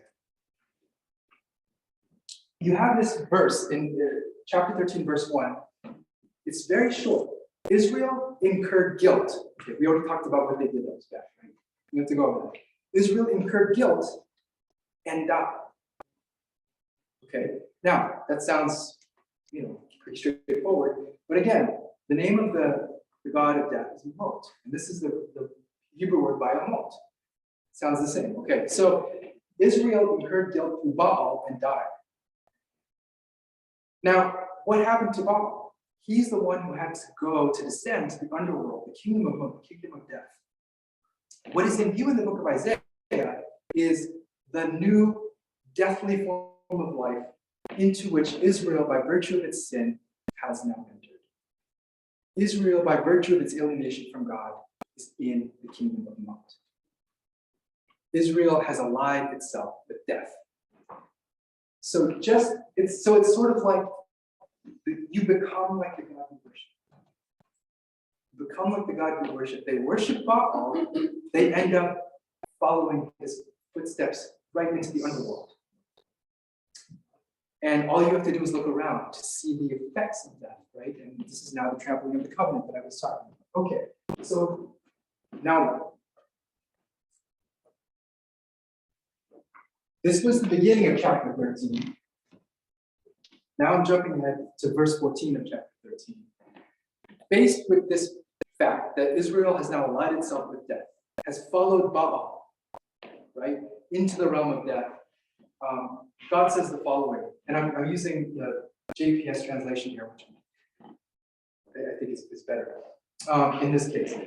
From Sheol itself I will save them, redeem them from very death. Where, O death, are your plagues? Where your pestilence? Where, O Sheol? Revenge shall be far from my thoughts. You have an announcement from God himself with the prophet that he is going to ransom them from death itself. He personally will effect the rescue of the Israelites from death. He's going to follow them to the kingdom of God. Is that sort of related to Corinthians where the Lord is where that mistake, right? So Paul is quoting Hosea. Right, okay. That's just a direct, straight quotation from Hosea. So this is going to be our last slide before we take a break. Thank you, you're right ahead of me. Paul is talking about the resurrection of 1 Corinthians 15. Where does he go? Right? To explain what's happening. He goes to Hosea, right? When this imperishable body puts on imperishability, this mortal body puts on immortality, then the saying that is written will be fulfilled. Death has been swallowed up in victory. Okay, that one is actually from Isaiah. This part is from Hosea. Where, O death, is your victory? Where, O death, is your sting?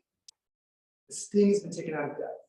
The victory has been removed, right?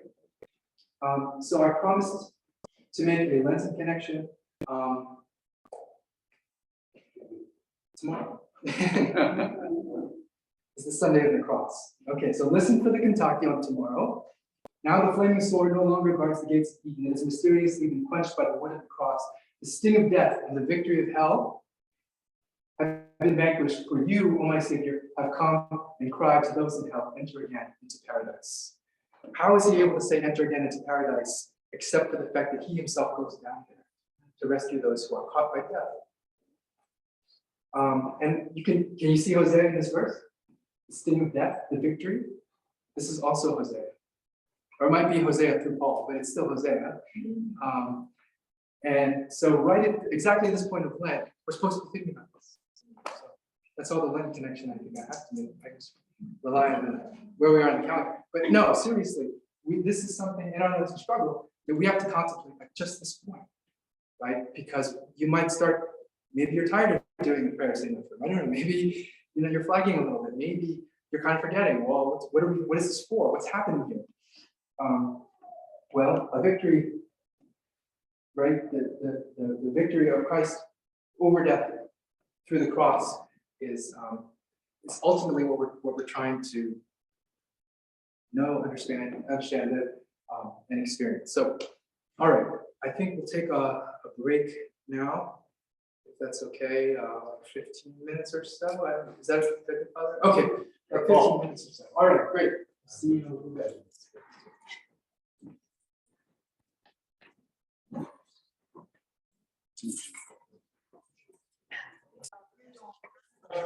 Now I'm looking at this book and thinking it was sent to me, and I'm like,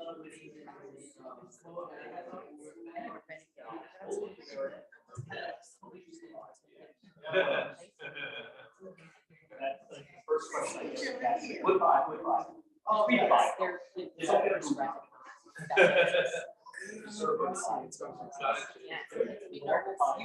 should have reviewed it, but I haven't read it, so it might be fine. Okay. All right. Welcome back. So welcome to part 3. So the plan now is to shift focus a little bit and move to the writings, that kind of third section of the Old Testament. I realized though that I had stopped one slide too early and still had this one kind of leftover slide from part 2. Trying to kind of come up with something of like a takeaway or something from each section.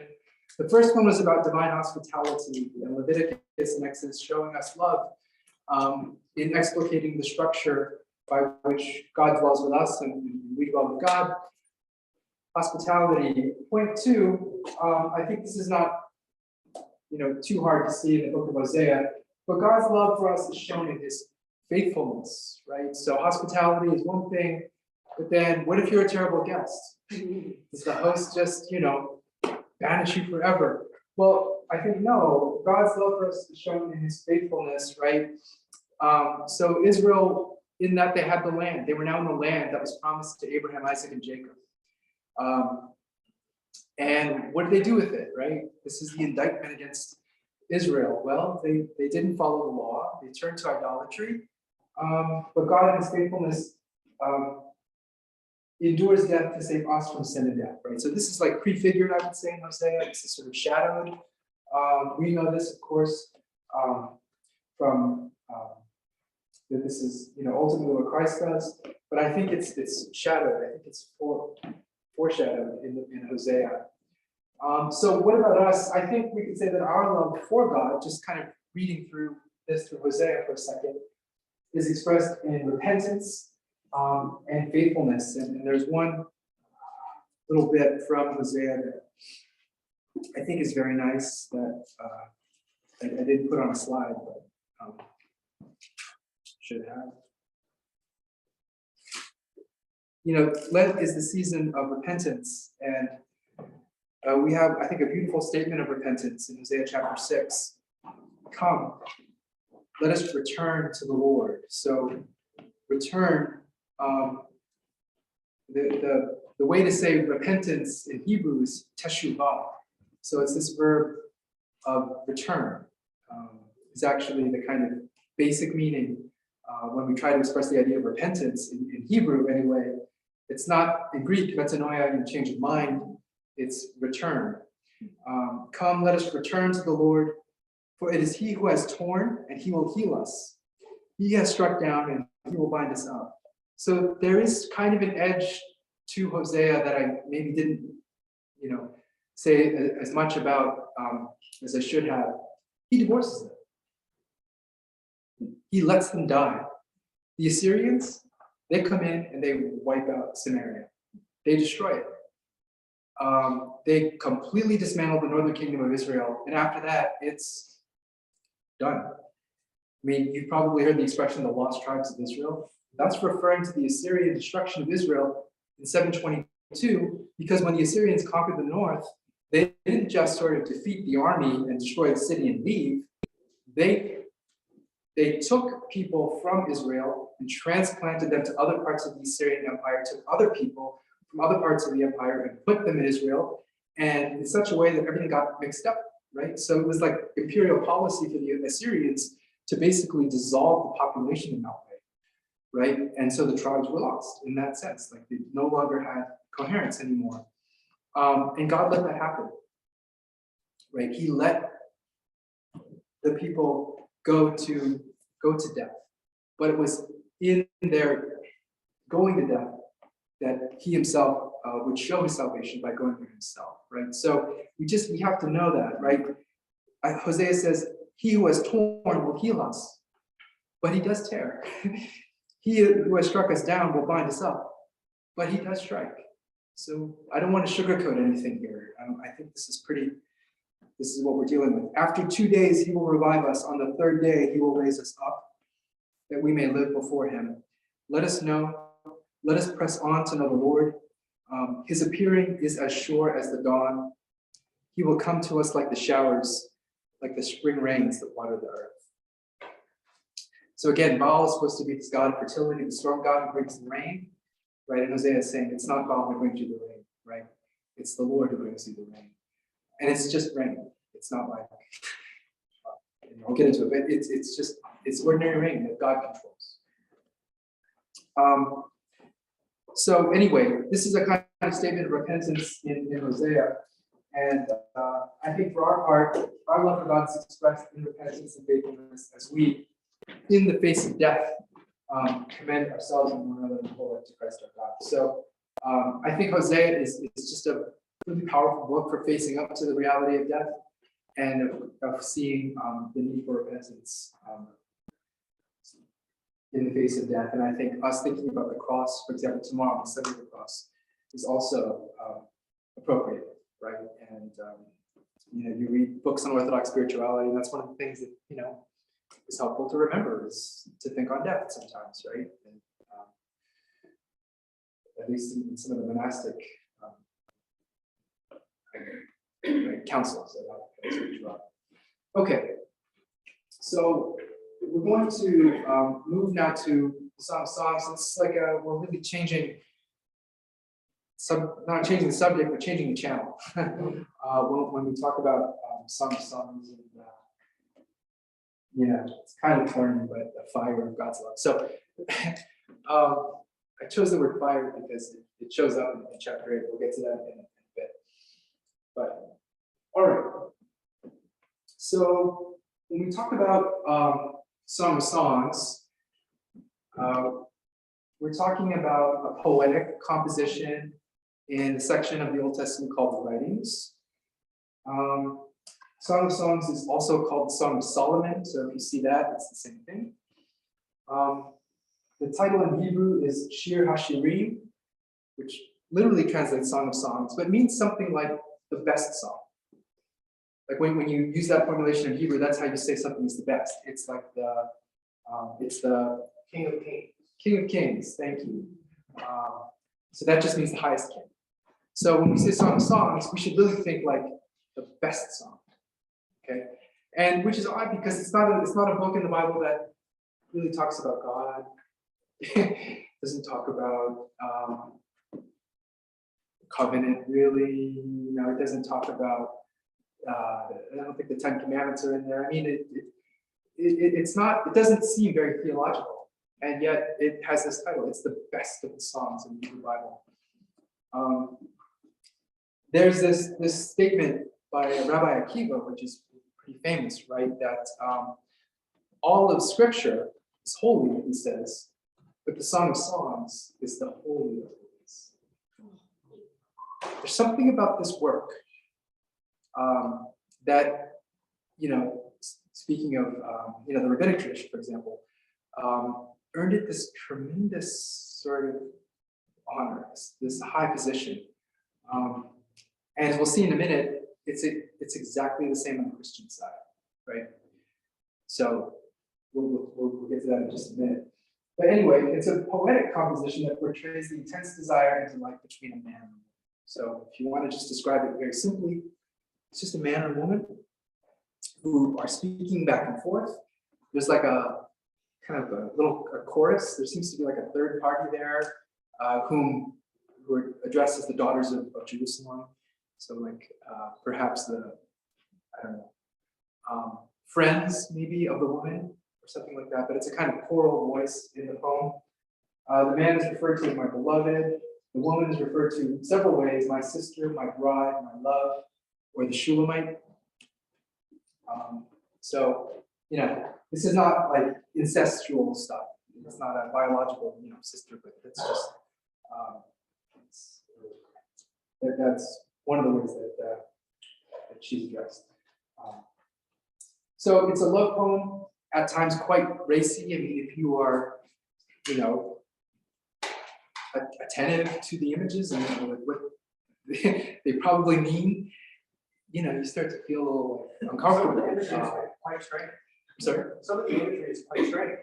Yes, quite so.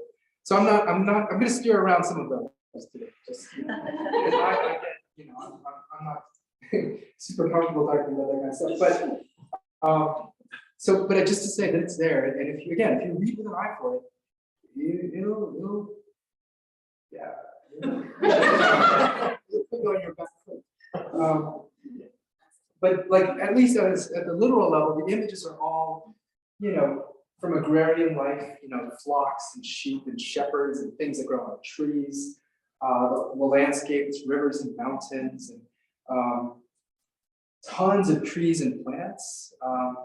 So if you're interested in like biblical botany, I mean, this is a wonderful book because they're just filled with names that sometimes we don't really know exactly what this was. We'll see a Hebrew word, we'll guess like, oh, that's the modern aloe plant. Sometimes we know, and sometimes we don't know. And so it's kind of actually interesting. The man I wrote my dissertation on, like a German scholar, that was his big pet peeve, is that he was reading the Bible in Hebrew and he'd get out his Hebrew dictionary and he'd find that there were just guesses about like what tree this is supposed to be or plant. So he convinced the king of Denmark to send a scientific expedition to Arabia and have this like professional illustrator draw all the trees and plants and like gather local information so that he could like take the Arabic names and like match them up with the Hebrew and like get the precise knowledge of what the plants were. Did it work? Yeah. I mean, it was like that was the beginning of like a serious,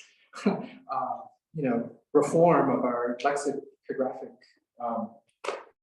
knowledge about this. So anyway, but it's just, this is a book that's full of that stuff: rivers, mountains, flowers and fragrances, food and drink, and it's just like it's really extravagant.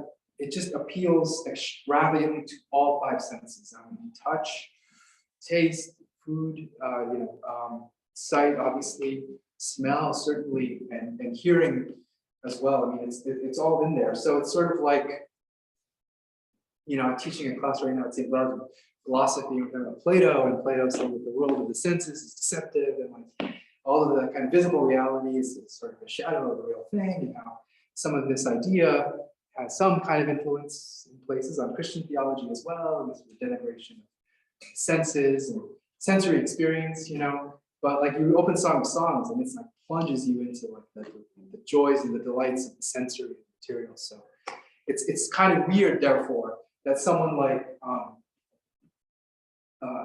Gregory of Nyssa, who is, I think very much appreciates Plato, would describe this book, would love this book as much as he does. So there's this kind of traditional idea that actually we think started with Origen in the 3rd century, but it's this idea that the Greeks are known for having philosophy and being the ones who have, like the best philosophy, right? Well, if Christianity is true and good, how come Christian philosophy isn't as like good as Greek philosophy? And Origen said, well, actually, if you read the Old Testament, you'll see that our philosophy is just as good as the Greeks, right? So the Greeks, for example, have moral philosophy, they have natural philosophy, and they have like contemplative or metaphysical philosophy, right? Those are like 3 of the branches of philosophy. He says, well, if you open the Old Testament, you go to Proverbs, you get moral philosophy, you read Ecclesiastes, which is a kind of description of our experience in the world. That's a kind of natural philosophy. But where's the contemplative philosophy? Philosophy at its highest and most abstract. Song of Songs. But it's veiled in this sensory language. So Gregory picks this up. He agrees with this. He changes the language slightly. And he says the following. He says, okay, Proverbs is like step 1 in spiritual life, because Proverbs is addressed to young men, right? It's always like my son, my son, my son in Proverbs. It's addressed to the young, and it's supposed to initiate you on the path to wisdom, right? So you start to understand kind of what it means to walk the path of virtue. And you also start to fall in love with wisdom, because wisdom is presented as this like beautiful, appealing presence in Proverbs, right? So you're supposed to like walk the path of virtue and like fall in love with wisdom. The second step, says Gregory, is Ecclesiastes. So again, it's following Origin. And what does Ecclesiastes teach you? Basically the vanity of the world. That nothing kind of in and of itself in this world is going to satisfy the human heart. Vanity of vanities, all is vanity. It teaches you basically to look beyond this world. And then, again, once again, following Origin, Gregory says that the highest step is Song of Songs. Origin said that Song of Songs was a kind of contemplative philosophy. Gregory says, no, it's highest because it's about union with God. But Song of Songs is actually the best thing we have to describe what it needs for the soul to be united. And again, this is weird because it's a love poem with like apples and raisins and pomegranates in it. But yeah, right? It's this text that is just like, whether you're on the Jewish side or the Christian side, it's just pulsing with like spiritual power, this book. So I'm not going to be able to do justice to it, but I'm going to try and give us all a sense of that at least. So I'm going to quote Gregory here. This is from the first, he has a series of homilies on the Song of Songs, which is definitely accessible and easy to get. Is it SBS? I don't know. Okay, right, a plug for SBS. Anyway, I'm not sure, but homily 1, he says the following about Song of Songs. We are instructed in noble thoughts about God. From this title, from this book, we learn that the mystery contained in Song of Songs transcends these songs of the saints by as much as they stand apart from songs of profane wisdom.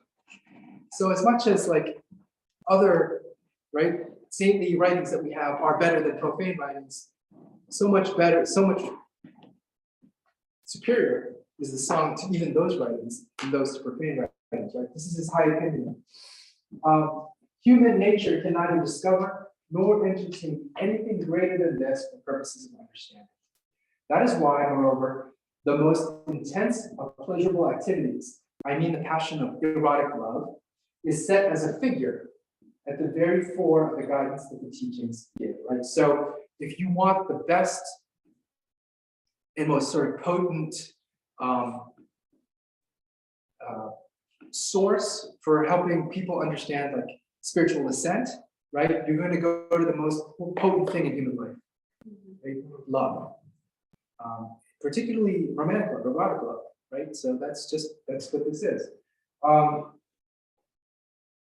But erotic in a certain sense. So I'm going to qualify that later. But so that by this we may learn that it is necessary for the soul, fixing itself steadily on the inaccessible beauty of the divine nature, to love that beauty as much as the body as a bed for what is akin to it, right? So it's sort of like in human romantic love, the attraction just of bodies to one another is like intense and intimate as that can be, right?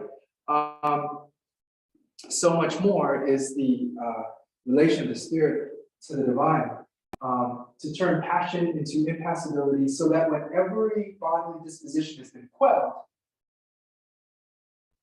right? He repeats himself so many times. He's like, look, don't read the Song of Songs if you have a naughty mind. Don't read the Song of Songs if you're not cleansed. Don't read it if you're not purified. Don't read it if you're still slave to the pleasures of life and you're still thinking in a human way, because you'll mess it up, right? But like once you've gone through those stages, like I said, Proverbs, Ecclesiastes, Song of Songs, and you're ready for it, it will, right? It will open the mystery in a way that nothing else does. But again, you can't look at it in a fleshy way. Yes. This is Gregory of Nyssa? Correct. Correct. His homilies on the Psalms. So once you can quell these bodily dispositions, right? He says, our mind within us may boil with love. So now it's a different kind of passion, but only in the spirit, because it is heated by that fire that the Lord came to cast upon the earth. So when Christ says, I came to cast a fire on the earth, what kind of fire was it? Was it a destructive fire to like burn up kingdoms of the world? No, it was a fire to kindle the hearts of human beings, right? For union with God. And like this text is about that. Okay, so just some thoughts there on Gregory, or how the song, I think, is and works in the wider tradition. I think this is a good example. All right, so what we're going to do now is go through a couple of passages in the Song of Songs and try to get a sense of what this is. I'm not good at this. Like there's the kind of the spiritual reading, that's to say, of the song. Like I wish I could say, oh, my bodily dispositions have been quelled, kind of thing. Just sort of, I can't. Okay, but I'm going to try and give a little bit of a sense as best I can. So forgive me, this is really going to be very probably awkward. But all right, the opening of the song. Let him kiss me with the kisses of his mouth, for your love is better than wine. Your anointing oils are fragrant. Your name is perfume poured out. Therefore the maidens love you. Draw me after you. Let us make haste.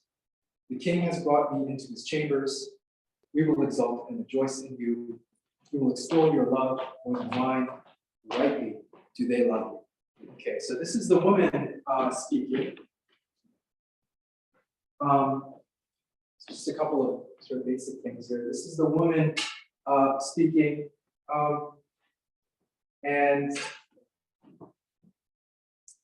I said that the Song of Songs is sometimes called the Song of Solomon. So one of the ways this has been read is the kind of like Solomon's actually the room. This is sort of like is kind of related to his, maybe he wrote it in connection with his own wedding or marriage or something like that. But anyway, so you have this reference to a king bringing the bride into the chambers. So is the groom a kind of royal figure? Well, some of the verses seem to suggest that like this. So if this is indeed the Song of Solomon, then, this king reference would make sense.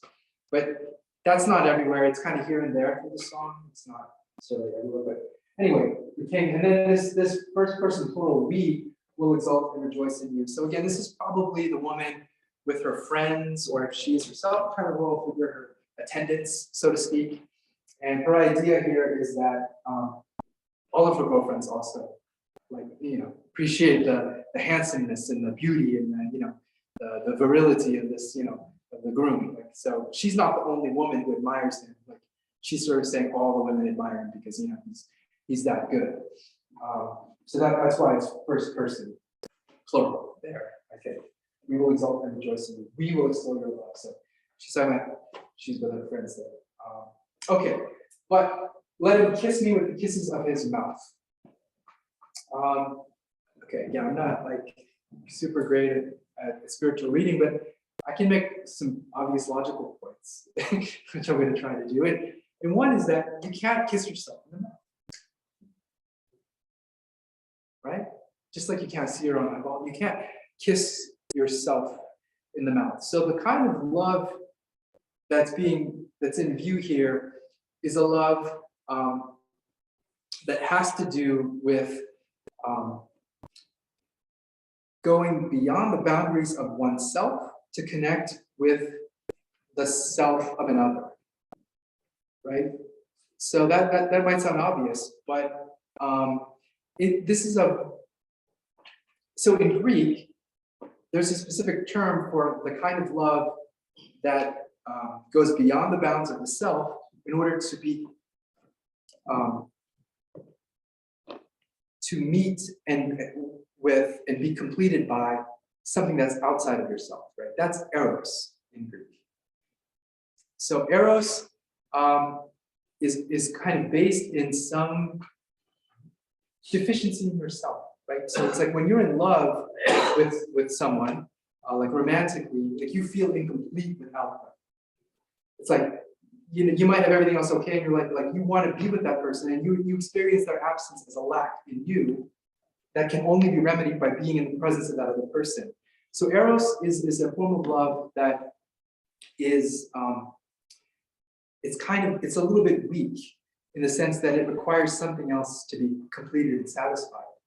So, like, for example, the Stoics would not have had any use for this because they wanted the self to be a kind of self-enclosed, virtuous entity. The soul itself has virtue kind of unto itself, and this idea that you would need to be completed by someone else or something else, some other circumstance, would only be a sign of your weakness.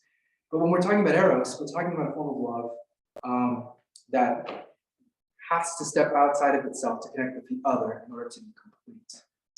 So Plato describes the quest for the true and the good as erotic in the sense that he's talking about an intellect that ultimately gets beyond itself to contemplate the unity of the transcendentals, the true, the good, the beautiful, the form of the good, something like that. But again, you have to get out of yourself for that. So the fact that this poem, is the way it is with two people, I think is important because it's describing here a kind of love that, if we're using the Greek term, would be eros. But I don't mean erotic as in like sordid or like, fleshly or like pornographic. It's not erotic in that sense. It's eros, meaning the kind of love that has to go out of itself in order to be completed. So there are other kinds of love, like philia, like brotherly love, right? Or storge, like a friendship kind of love. Or did I get that backward? Philia is friendship, and storge is like a love within the family. But these are sort of like, I don't know, if you're someone and you have a relative and you love them, like because they're within your family, that's kind of more like, I love the family, and this sort of creates certain bonds and duties with particular individuals in the family that I have to honor. But it's not like you going out of yourself to be completed by your kin, right? Or agape love, which is, again, it's completely unconditional. It's a love that's given without any kind of like discrimination about who the recipient is, right? Agape love is just that kind of love poured out without conditions. But eros, it matters, like who's on the other end, because it completes. So there's a kind of vision here of a form of love that we have toward God and God toward us, which is also kind of, I don't feel super comfortable thinking about, because God doesn't need anything, right? But the fact is like he loves us in such a way that he desires us. Yes. Would you say it's transcendental? Yeah, in the sense of, Like it takes you out of your. exactly, it takes you out of yourself, yes, exactly. Ecstatic. It's ecstatic. Yeah, more precisely probably ecstatic, right? So eros is love that goes outside itself and seeks completion in the other. It's fixated on the beauty of the other. So I think the spiritual life at its highest level has to do with being completed in God, right? Okay, I'm gonna take a swing at another. All right, this one is chapter 4. A garden locked is my sister, my bride. A garden locked, a fountain sealed. Your channel is an orchard of pomegranates with all choicest fruits, henna with nard and saffron, calamus and cinnamon, with all trees of frankincense, myrrh, and aloes, with all chief spices, a garden fountain, a well of living water, and flowing streams from Lebanon. Okay, so yeah, we talked about the tremendous reputation of this text as being like super spiritual, right? And yet we have this sort of, I don't know, profusion of plants and spices and fruits and things. So what can we say about it? Well, so if we're just sort of looking at it like kind of man and woman level for a moment, and like thinking about it in terms of like a relationship between a man and a woman, we have the man saying, a garden locked is my sister, my bride. A garden locked, a fountain sealed, right? So you have this in other books in the Bible as well, where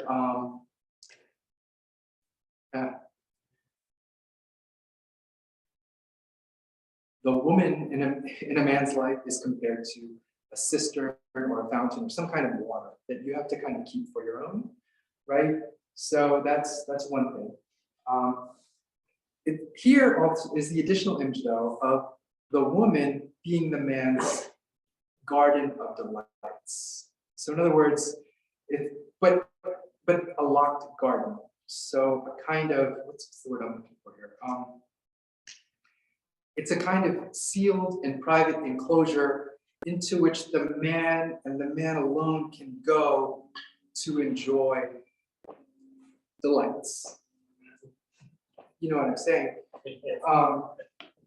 But it's locked, right? So that is to say, what makes this garden special is that no one else is allowed.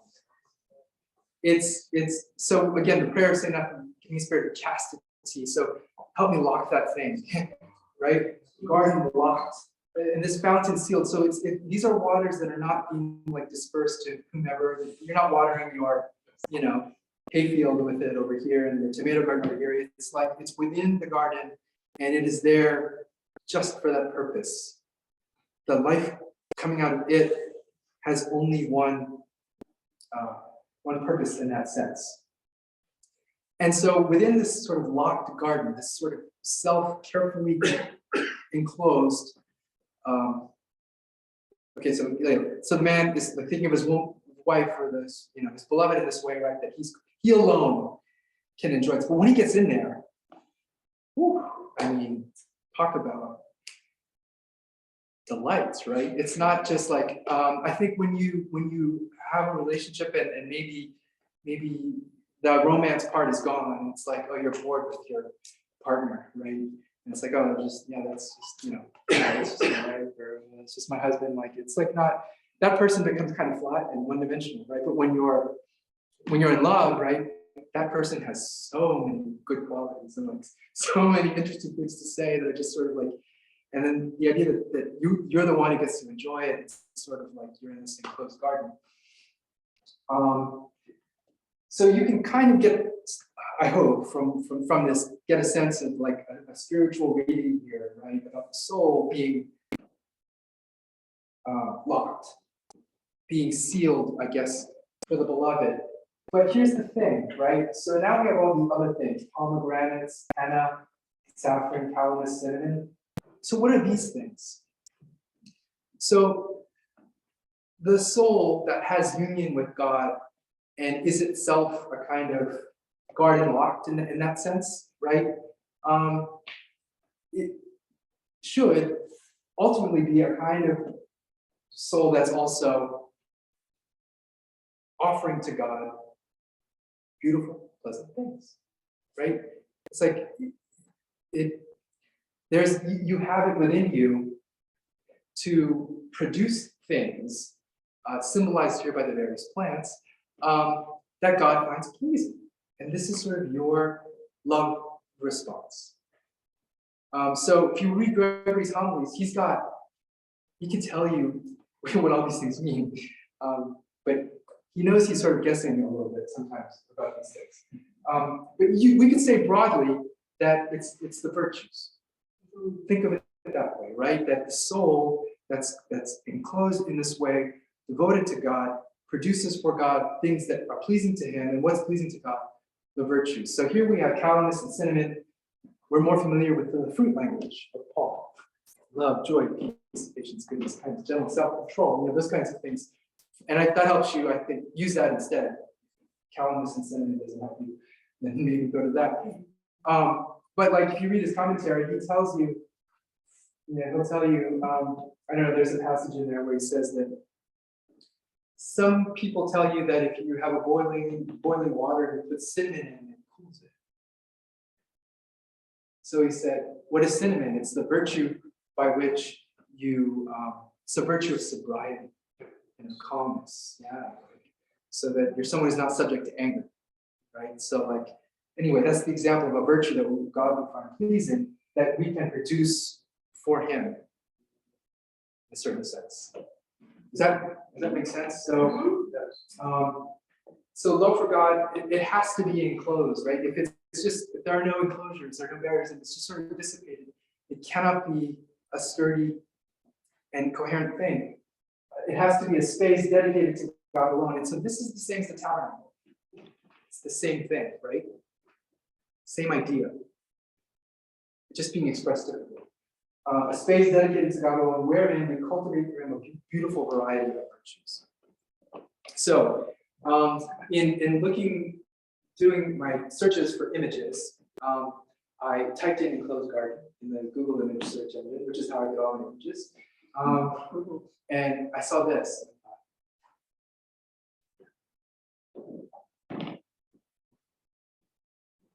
I don't know if you can see that. This is actually a painting of the Annunciation, Angel Gabriel and the Virgin Mary. But if you'll notice, they're in an enclosed garden. Right? So we can think about the Theotokos, right? Mary is kind of the ultimate example of this, right? And I just thought that was great. So that, but so just in this image, you can see she is in an enclosed body, and this is the angel was bringing her the announcement. But if we want to know what this looks like, I think we can do no better than to look about God. Yes.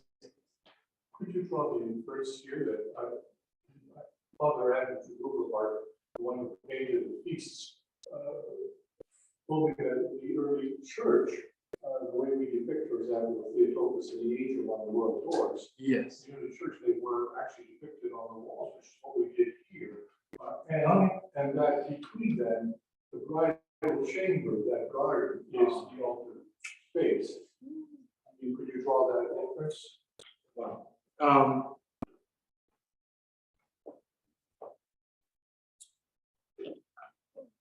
I'm just putting it up there. Yeah.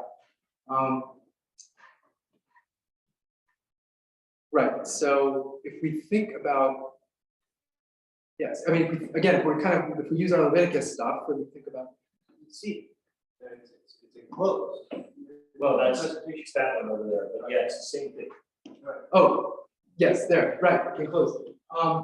So it's supposed to take place inside a building. I mean, that's why they have the Right. font, because it's taking place inside. So I would, that fits right in there. Yeah. However you want to define inside. So yeah, I'm just thinking of, if we sort of think of the tabernacle as sort of this garden enclosed, and we think of, our sacred, our church architecture, right, is like related to the pattern of the tabernacle in a certain way. And the Holy of Holies, like, so this is where the Holy of Holies is, right? We're actually in a church now, so this would have been the holy space where only the priest could go in, but we are a priestly nation, right? And so the Holy of Holies is there, where the holy table is now. So the altar of offering, which was outdoors, is now inside. And to have it, I think that's amazing. To have the holy table between the angel and the Mother of God, iconographically, I think is to make that point, just spatially. So. But I think there's another good point there. Yeah, please. Every feast of the Theotokos, we read about the gate being shut, Yeah. right? Mhm. And we understood that as Mary and her virginity, et cetera, But now I'm thinking in terms of what you're saying here, and I think it has even stronger meaning now. Right. Why the church fathers use that Old Testament reading? Wow. Excuse me.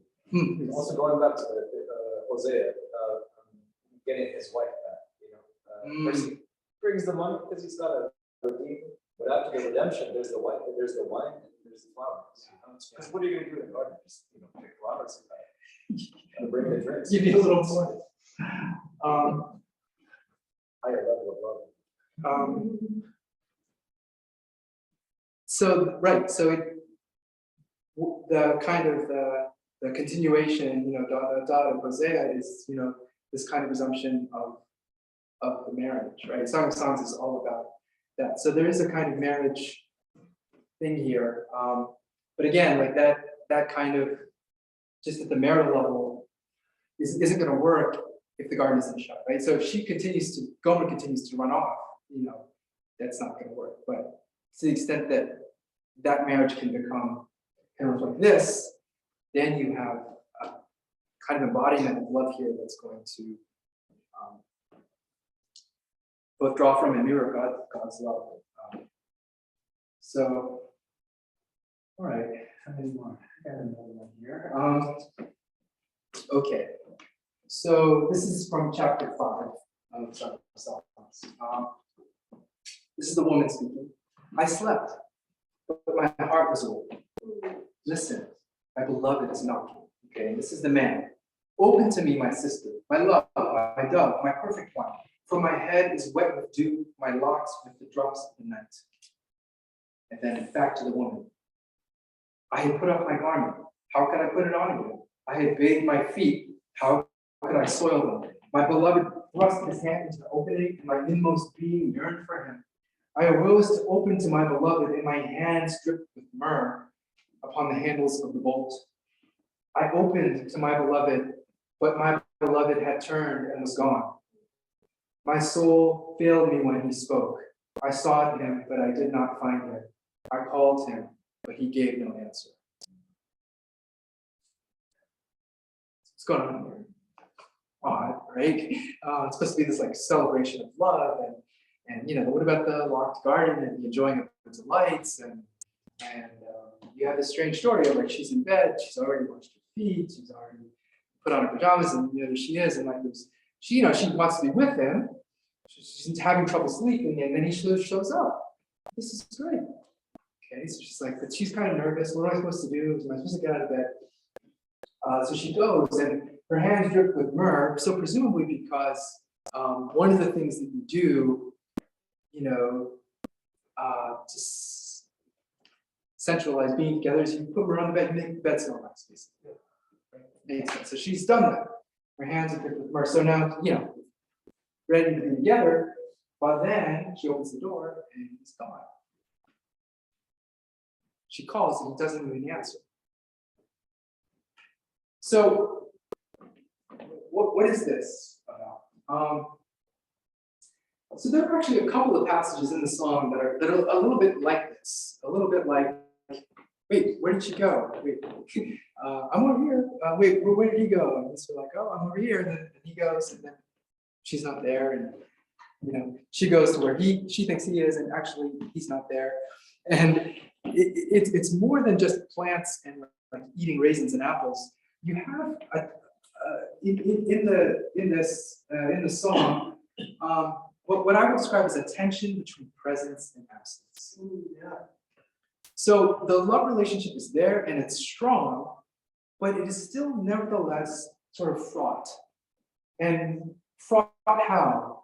With a tension between presence and absence, meaning that the relationship is such that union is something that is both always seemingly a reality to be experienced and something to be further anticipated. So it's never a kind of full and final, oh, we're two separate people, we love each other, we meet, and we get married, and then we, sit on the couch and watch TV until it's time to leave the earth, and then it just sort of gets very cold and static, right? There's a dynamism to this relationship, at least in the thing, right? And so I think we see this in young love in a way, right? Young love is always dramatic, right? It's never like simple. Why can't they just figure it out and just like, be sensible, do what? But it's always like very jerky, and it's always like here and there, and it's always confusing and painful, and it's like you want to be together, but then you can't be together, and you are, one person is moving here and the other person is here. And this drama you would think would be not a great example of, virtue or whatever, but it captures somehow a tension in the spiritual life that really can't be expressed quite, it has to be expressed in this way, or it is well expressed in this way. So I think of saints, for example, who, have had these wonderful visions of God, and then have these periods where it's like they don't, and they feel abandoned sometimes, right? And so it's not like union with God is like this, thing, right? It's there's a kind of dynamism to it, and I'm not here to kind of explain what that is, metaphysically or whatever. I mean, only God knows, but like I'm just at the level of experience, it just seems to be like that. One interesting point here is how the Song of Songs ends, right? Again, you'd think if it were like a happily ever after thing, true love, they end up on the porch and they're sipping lemonade and the sun is setting, and like they're just together and like the tension is over. But it doesn't end that way. The last line in the book is the woman saying, "Make haste, my beloved." Okay, but the verb there in Hebrew is barach, which means to flee. It's like, get out of here. Get out of here, my beloved, and be like a gazelle or a young stag upon the mountains of spices. Why would the end of the book be go away? If you love each other, so like if you love someone, set them free. Maybe. And they're gonna go like on an excursion or something. Let's go hiking. Yeah, you get a head start. Or just to keep the tension going That's it. forever. I think that's it. And you keep the tension going. And the book ends that way because that's just the way it is. That's the way a love that is true doesn't meet and then close and then get cold and start. It goes. And so there's this debate in philosophy, like the Platonists want an intellectual assent to contemplate the ultimate good, right? But there's a problem there philosophically because the ultimate good is perfect and changeless. And so presumably if it's perfect and changeless and you approach it, then the approach can end. So when in sort of theological reflection of the early church, they like this idea that we assent to what is good. We make the assent to the higher realm, but we're forced to posit something that did not sound logical to the Platonists, namely that the assent is infinite. It never ends. Because if we're saying that God is perfect, to say that he's infinite in the sense of accommodating infinite movement toward him, he would seem to be moving. If he's moving, then that's a sign of imperfection. But as Christians, we believe both, that we are moving toward the perfect and yet the perfect is imperfect, because the tension keeps going, if that makes sense. So, So I mean, it's like the more we drink from God, the more we thirst for Him. exactly. It's not like an unhealthy relationship. There's always this annoying tension. It's more satisfying than this. The more you drink, the thirstier you get, right? And this is because our capacity to enjoy God is finite. It's that we're finite, but in a certain sense, infinite because God is infinite. So there isn't like a full and final, static. Okay. I think I have. All right, one more. So this is in the last chapter, chapter 8. The woman speaking, set me as a seal upon your heart, as a seal upon your arm. For love is as strong as death, passion fierce as the grave. Its flashes are flashes of fire, a raging flame. Many waters cannot quench love, neither can floods drown it. If one offered for love all the wealth of one's house, it would be utterly small. Again, this idea of the greatest good, right? Someone can offer you a whole house full of stuff, but no way, right? Love is the highest good. Okay.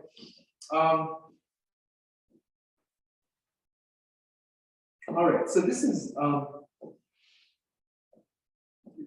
a point I think, the point I want to make here is just actually related to the last one. If the idea is that there's a tension that it just keeps going on, that it doesn't kind of, stabilize in this way, it doesn't like kind of reach a static point, then if you just draw that out and you let such a love go, is death going to stop it? Right? If inherent in it is this kind of like dynamism, right? Is death or the grave actually strong enough to contain it?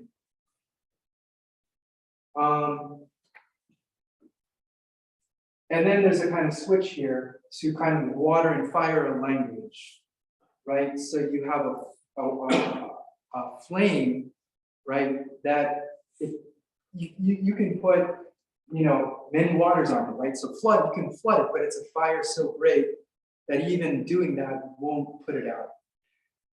So what love are we talking about here? Is this like the love between a man and a woman? Kind of, is this still like a nice romantic thing? At this point, you kind of have to say no, because when someone dies in a marriage, that does that changes it, right? That does seem, the grave seems to have like won there, but but here it's like if you fully grasp what the kind of thing that's the love that's being discussed here, then you kind of arrive at a certain understanding of its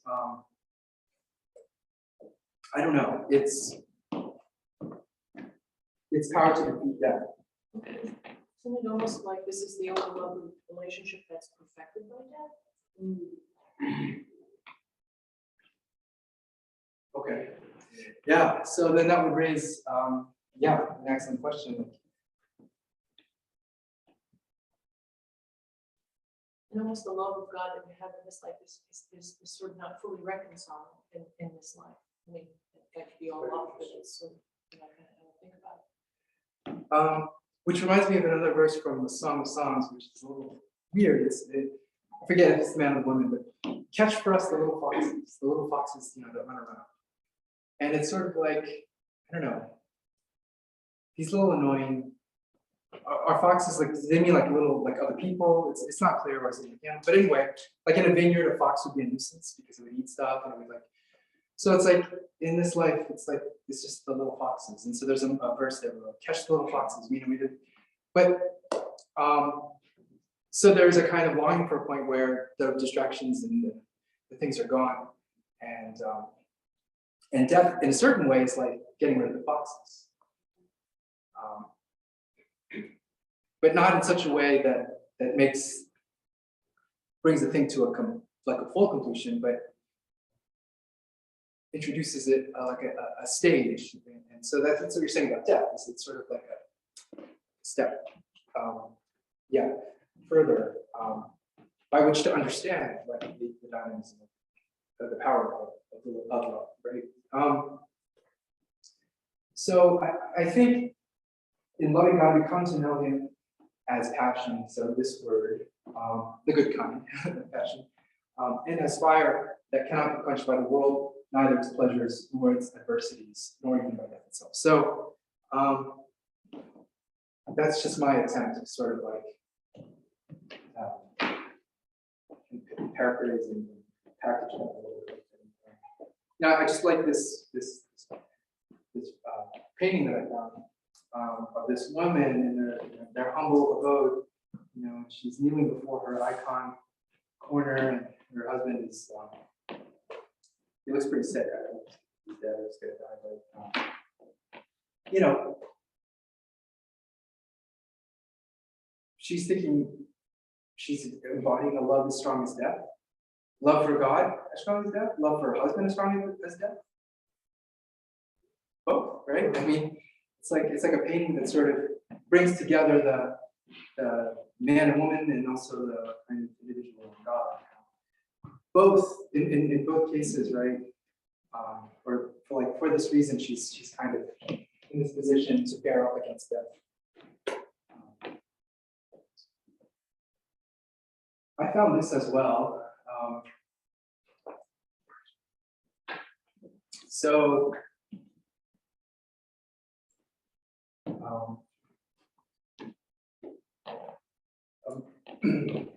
My wife is a faithful reader of Moses.com, reading for the saints, and so I started to look at those too, following her example. And, back in January, I came across this in the entry for St. Paul of Rome. So it describes her life.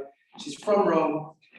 She was exceptionally austere in her fasting and lavish in her almsgiving, often giving away before even the goods needed by her community for subsistence. Right? So she's this. She was a companion of St. Jerome. She was like someone who apparently was like kind of counselor for him, and at the same time as Jerome. But when she was 56 years old, she felt her death approaching and heard Christ say to her, "Rise up, my love, my fair one, and come away. For lo, the winter is past, the rain is over and gone," which is, of course, a quote from Song of Songs. To this she replied, "The time of harvest has come. I shall truly see the good things of the Lord in the land of the living," and gave up her soul joyfully.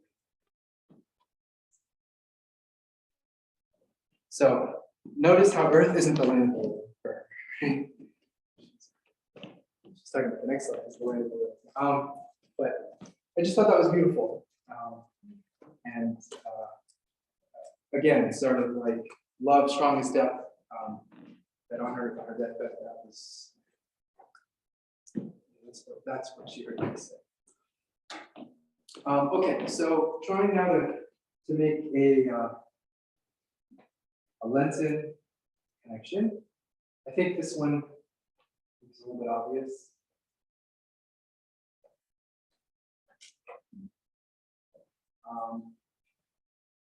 So coming up, a couple of weeks, the Sunday of St. Mary of Egypt.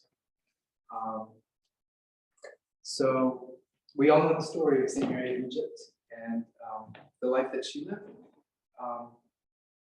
before she began her repentance. But you know, we've been talking about the Song of Songs, and we're talking about Eros, and we've talked how powerful it is.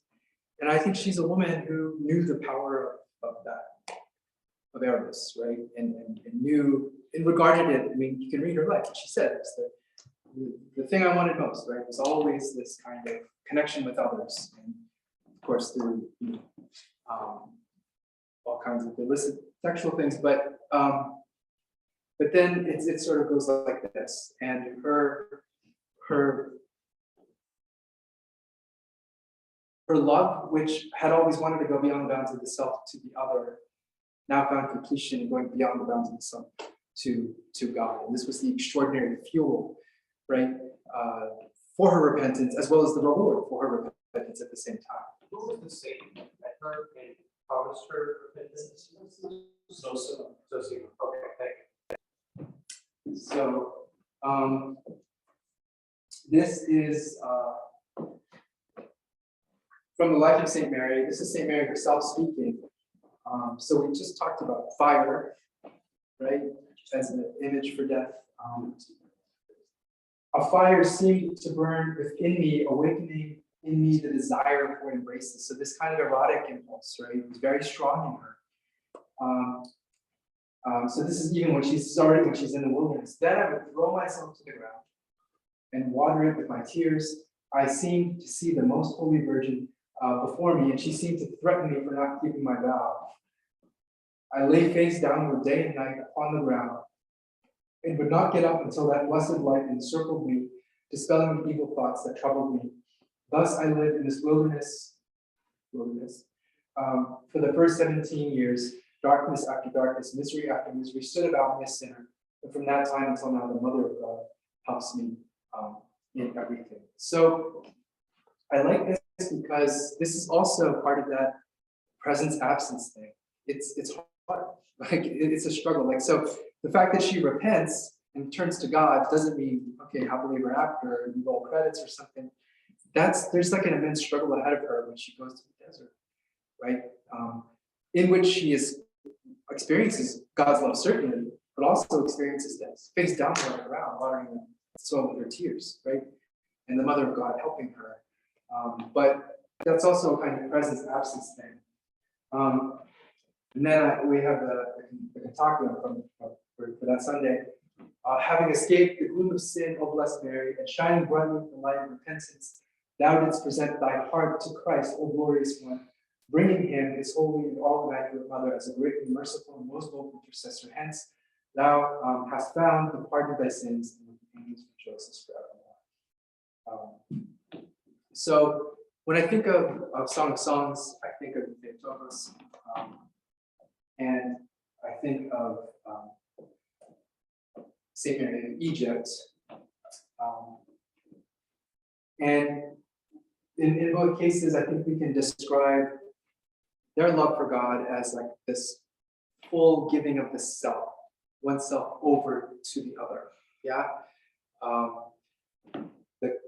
The kind of love that I think is like, what's the word for it? Indicated, conveyed somehow by the Song of Songs, right? That kind of a eros type love in the sense of coming out of oneself. It just struck me that we're always saying God's the lover of mankind, right? So often in our prayers we describe God that way. He's the lover of mankind, and I think that's kind of reminds me of the song. His love for us though is intensely relational. Indeed, like fire, it's all consuming. Okay, so that's point 3. So I just have one more slide. And after that, we can ask good questions if there are any. It's actually a quotation from C.S. Lewis and his book, The Problem of Pain. So this is very tiny print. I apologize. So I will read it as best I can.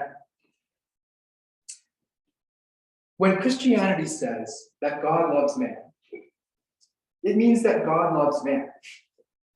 Not that he has some disinterested concern for our welfare, but that in awful and surprising truth, we are the objects of his love.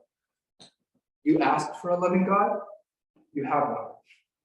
The Great Spirit you so lightly invoked, the Lord of terrible aspect, is present. Not a senile benevolence that drowsily wishes you to be happy in your own way, not the cold philanthropy of a conscientious magistrate, nor the care of a host who feels responsible for the comfort of his guests, but the consuming fire himself, the love that made the worlds, persistent as the artist's love for his work and despotic as a man's love for a dog, provident and venerable as a father's love for a child, jealous, inexorable, exacting, as love between the sexes. How this should be, I do not know. It passes reason to explain why any creatures, not to say creatures such as us, we, should have a value so prodigious in their Creator's eyes. It is certainly a burden of glory not only beyond our deserts, but also, except in rare moments of grace, beyond our desiring. So, quotation, C.S. Lewis from Problem of Pain. And so I think coming back now to this topic of the Old Testament and love, I think sometimes I want to suggest that maybe our failure to appreciate the absolute centrality and essentiality of love in the Old Testament might be that our understanding of love just it's a little too diluted, maybe, or our understanding was maybe a little too weak. It's maybe not quite a consuming fire of the love that made the worlds. Instead, it's more of a drowsy benevolence, or maybe like the philanthropy of a magistrate. I mean, there are just so many ways, so many good, kind of wrong or kind of half correct ideas about love that come to us in culture or whatever, that maybe our failure to appreciate love in the Old Testament, and this is something about us and what we understand love to be. But if we allow some of these texts to kind of shape our understanding of what love looks like and how it works, clear to me at least that the God of the Old Testament is indeed the God of love.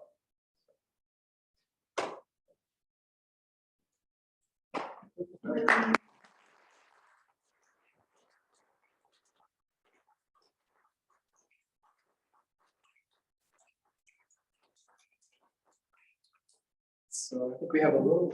Yeah. I don't know. Well, I mean, that was fabulous in terms of like you were explaining and learning about the loving aspect of the Old Testament. But I still have questions about, I mean, the slaughter of children, right? When the Hebrews go into Israel, they slaughter every child in every village that they conquer. Every man, woman, and child is destroyed. Sorry. Things like that. How do you? And then one other. And then, yeah. So and things like that, or when in one of the books that I have written down, Kingdoms 2, you know, where a guy touches the Ark of the Covenant and dies. Right? Who's that? I was gonna ask specifically about, because you're reminding me of. Yeah, I have that. The strange fire. Who's that? Yeah. Osmond or? Uzzah. Uzzah. Yeah, he places his hands on the ark and is killed in Kingdoms 2. And it's like, okay, you know, how do we reconcile that? Or even like, why did the Hebrews not try to convert the towns that they conquered? Why did they have to kill everyone, right? Why did they obliterate as opposed to, you know, conquer? I mean, we can understand the conquering, or I can understand the conquering, but why the other slaughter? Those are my two big questions. Okay, so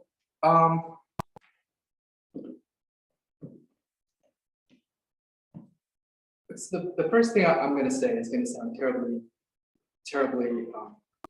calloused, but I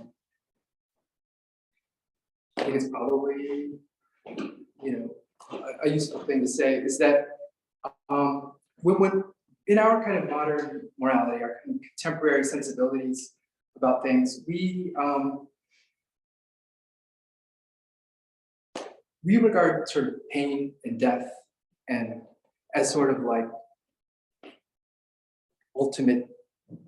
the ultimate bad evil kind of thing. Okay, I know it's gonna sound horrible because it's gonna be like, oh, you're okay with death and hurting people. No, I'm just saying that we have a kind of understanding of reality of the world such that these kinds of things that happen, whether it's sickness or harm or evil or death, kind of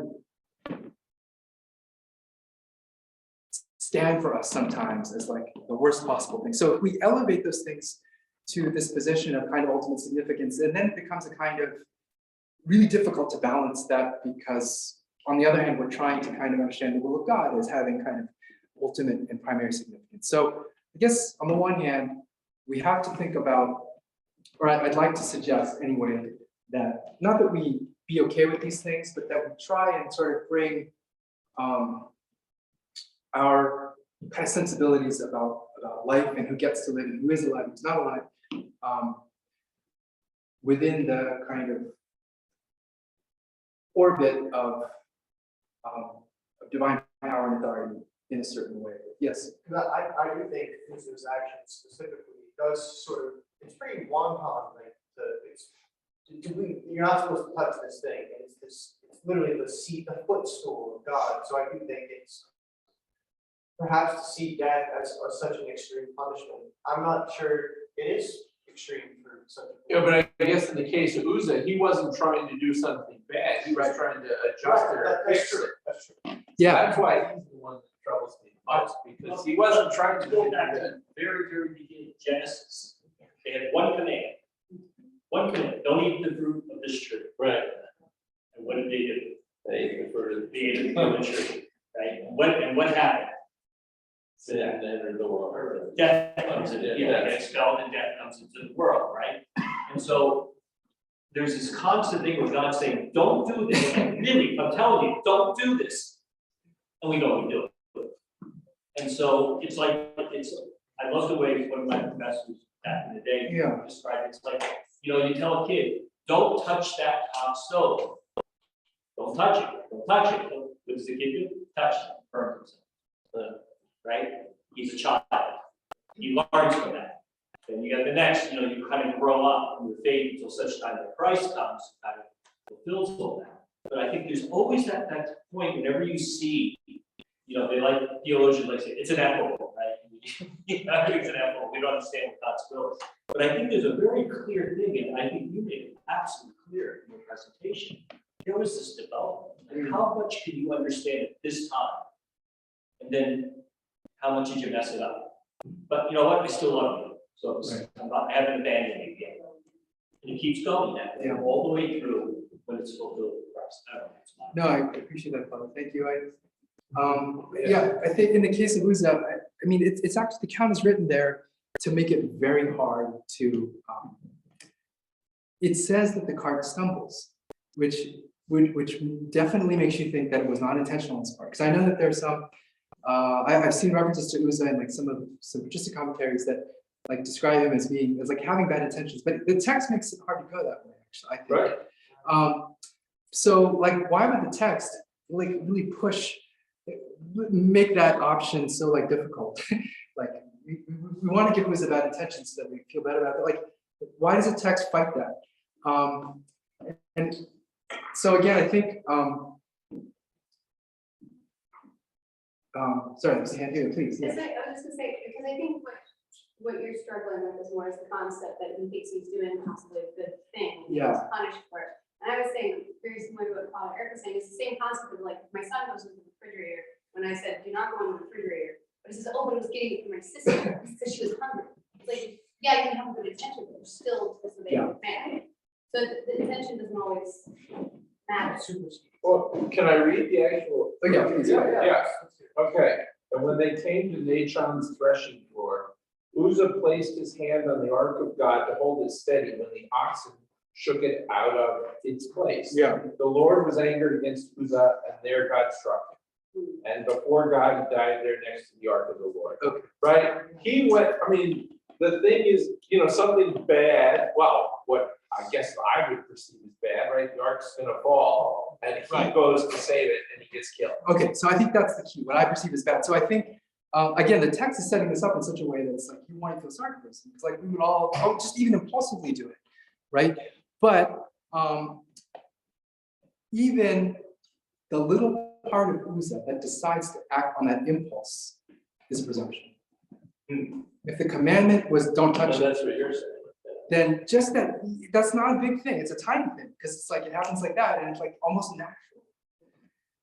But there's some tiny part of Uzzah that assents to acting on that presumption, and that's what's in view in the text. So it's sort of like making this hard in order to really stretch it out so that we can zero in on that tiny bit of presumption that he has, so that we understand, just like Nadab and Abihu were the strange fire, that was like, definitely presumption, right? But there's other examples of God in the Bible of God striking down people, for presumption.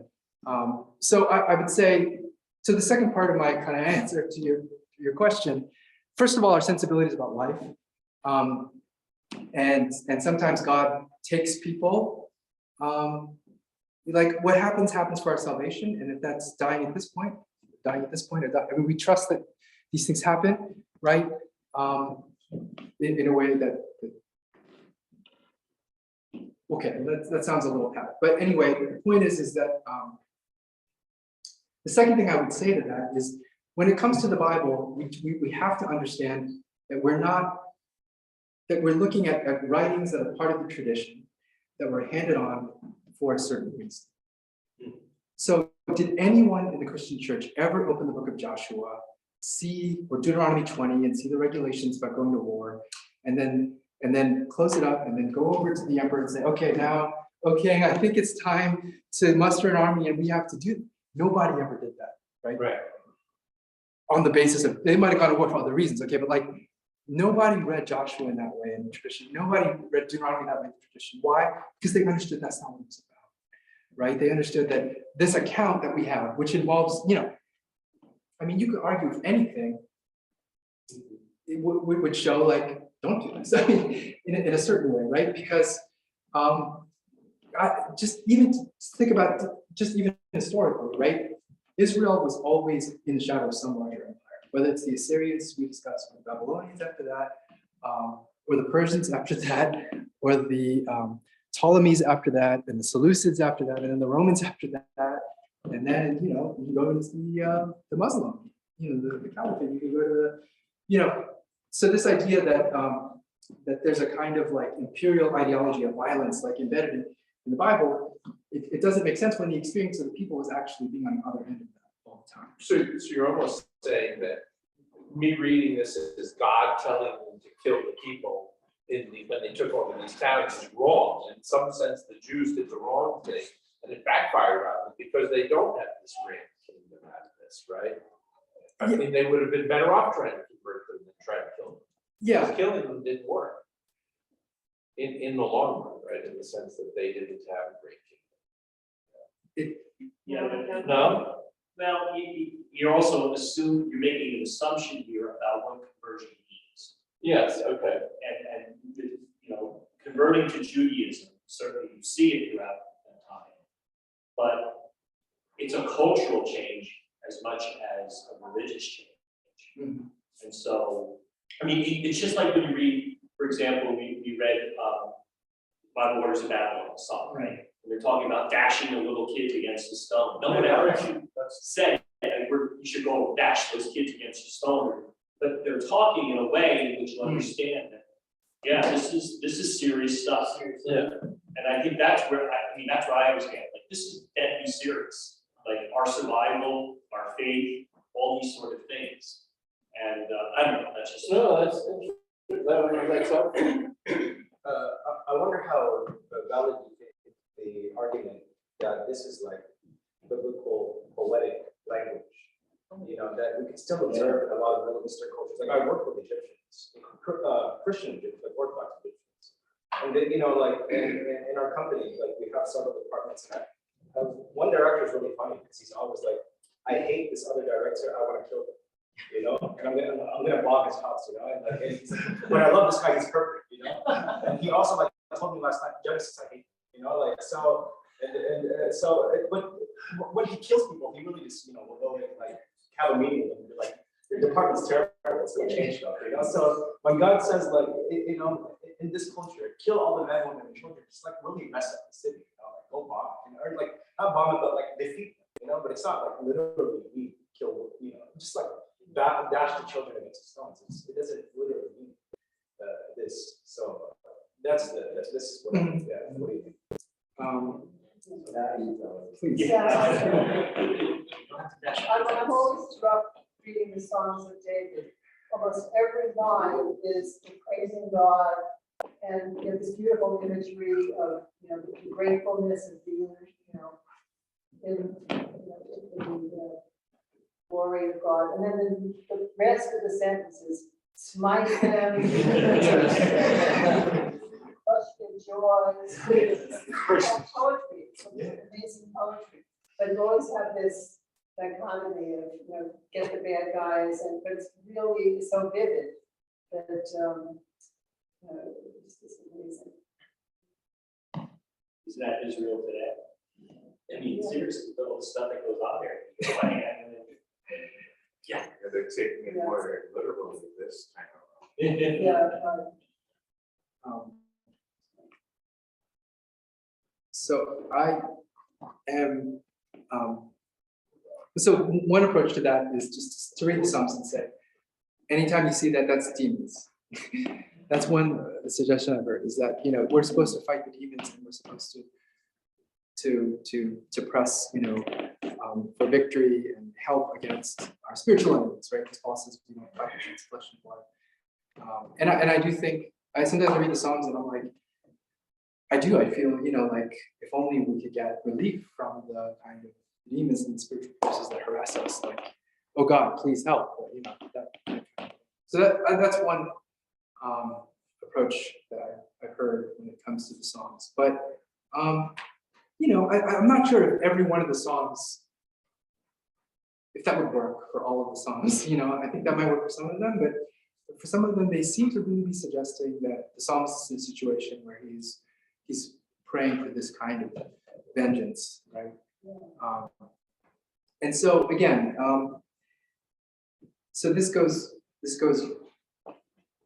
So yeah, this is actually a little bit different from your question, Genesis, about kind of what to do with the literary thing. But I would say with that stuff, I think we can kind of get it this way. What would it be like if it weren't there? What would the Psalms be like if that whole part of human experience that includes being persecuted, being marginalized, being targeted, being excluded, being attacked, weren't there in the Psalms, and weren't a realm of human experience that the psalmist is willing to kind of put on the altar before God? Would the book of Psalms be what it is? Or would it be less? So I think if, to the extent that we feel that way and have those feelings, what are you gonna do, pretend you don't? No, you give them to God, and what does God do with them? You know, of course,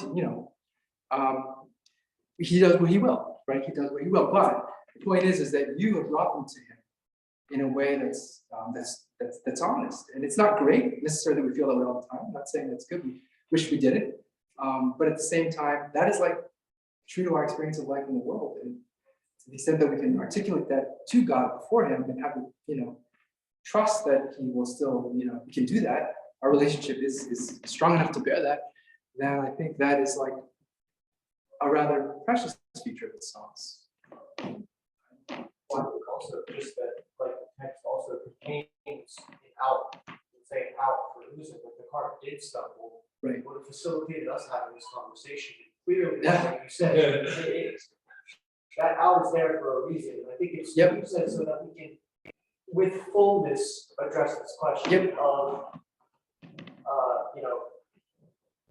his impertinence or whatever. Right. But that doesn't, we're also presuming that the card would have fallen. Right, and exactly. He's the only person who could have done it. Yeah. Wouldn't- That's right. Exactly. So there's definitely, that's what I'm saying. There's presumption. There's presumption. Are you a lawyer, Rich? Play one on TV. Thank you. Yeah. But so like if you're going to ask about the literary question, like what do we do with the language? Then I think we need to, we can't be selective and say, okay, we're going to read this part literally. Let's look at the whole thing. Well, let's look at them, because you're talking about the laws of warfare in Deuteronomy, right? Which then continue on into the conquest of the land in Joshua, and then in Judges. And let's look at the whole sweep of the thing, right? So they're told to do these certain things. in Deuteronomy. Right? It's part of Moses' final speech to them, and they go into the land. And what happens when they get to Jericho? The spies get to Jericho. Rahab says, "Hey, I heard about your God, and I know what's going to happen." Yeah, And they're gonna blow down their walls and kill us. They So- surrender. So please, I will help you, spies hiding on my roof, but you got to spare me and my family. Now she's a Canaanite. She's like totally pure Canaanite, no question. According to the law in Deuteronomy, she should be done, right? Not only that, but she's apparently running a brothel out of her, right? The language there suggests something like that. But why were the spies at the brothel? That's not a good thing either. Anyway, so she says, I will, because I've done this thing for you, you do this for me. So what did they say? I mean, they knew the rules. But what are they going to do? They're going to say, oh, no, God said everything that breathes from the 7 nations has to go. No, they say, okay, just let down this red cord so that when the city falls, we'll know to spare your household. Yeah.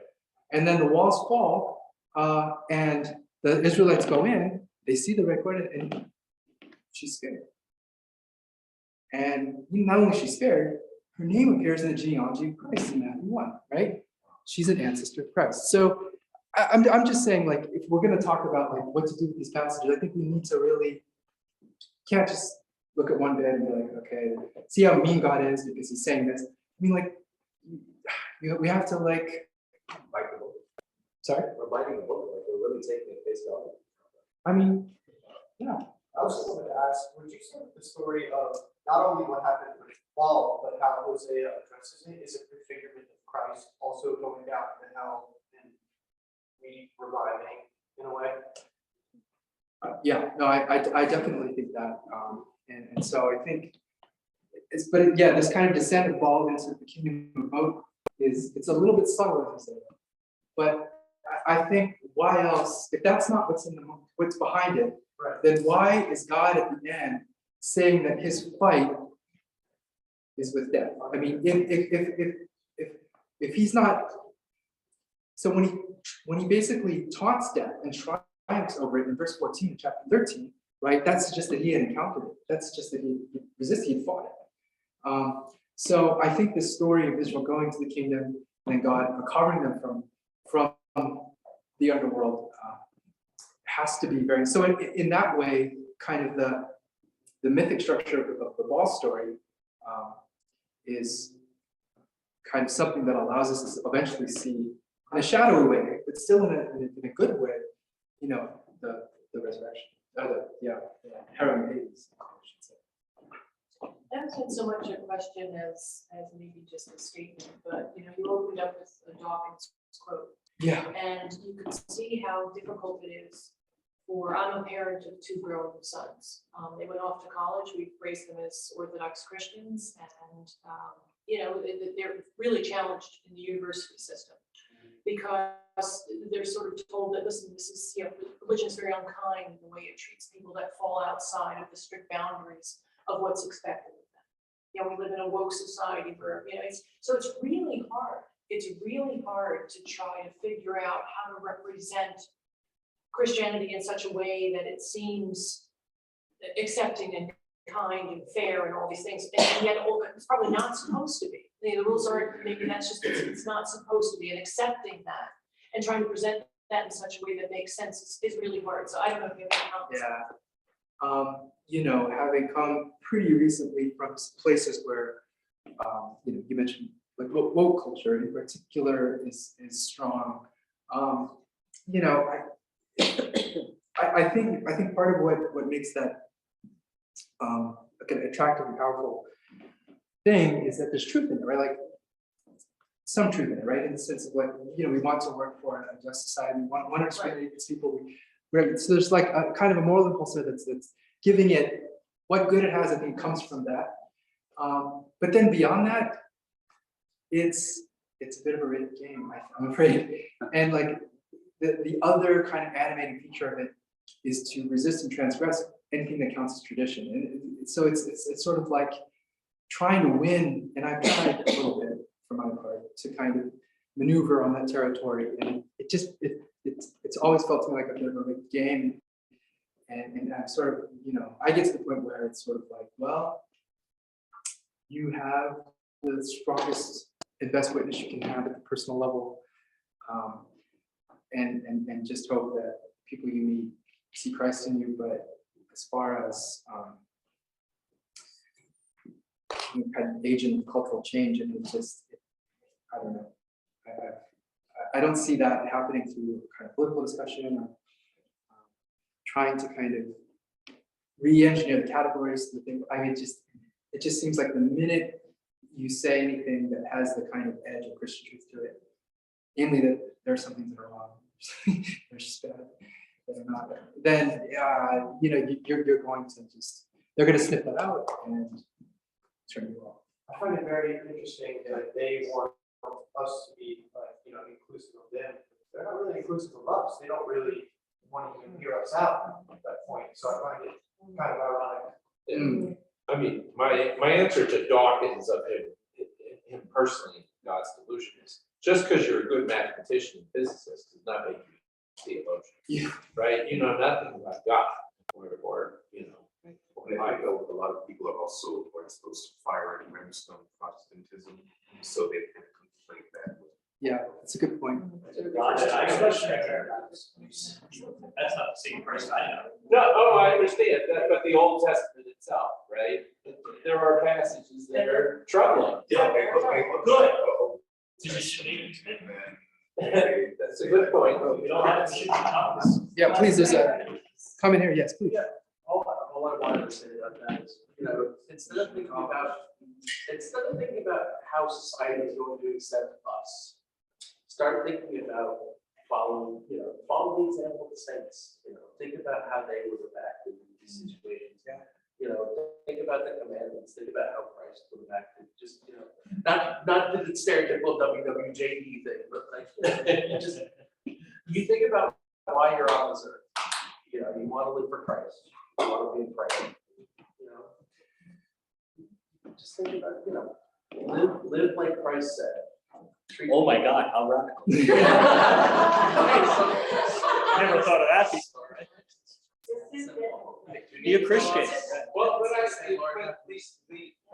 the New Testament's much easier to accept. I think that's why I came today. Because I wanted this. Is great. This was really helpful. Yeah. Really, really. Well, that's all the time we have. You got to set up for Vespers. I assume everyone's staying for Vespers. Oh. And but thank you so. But thank you, Michael. We really appreciate you coming.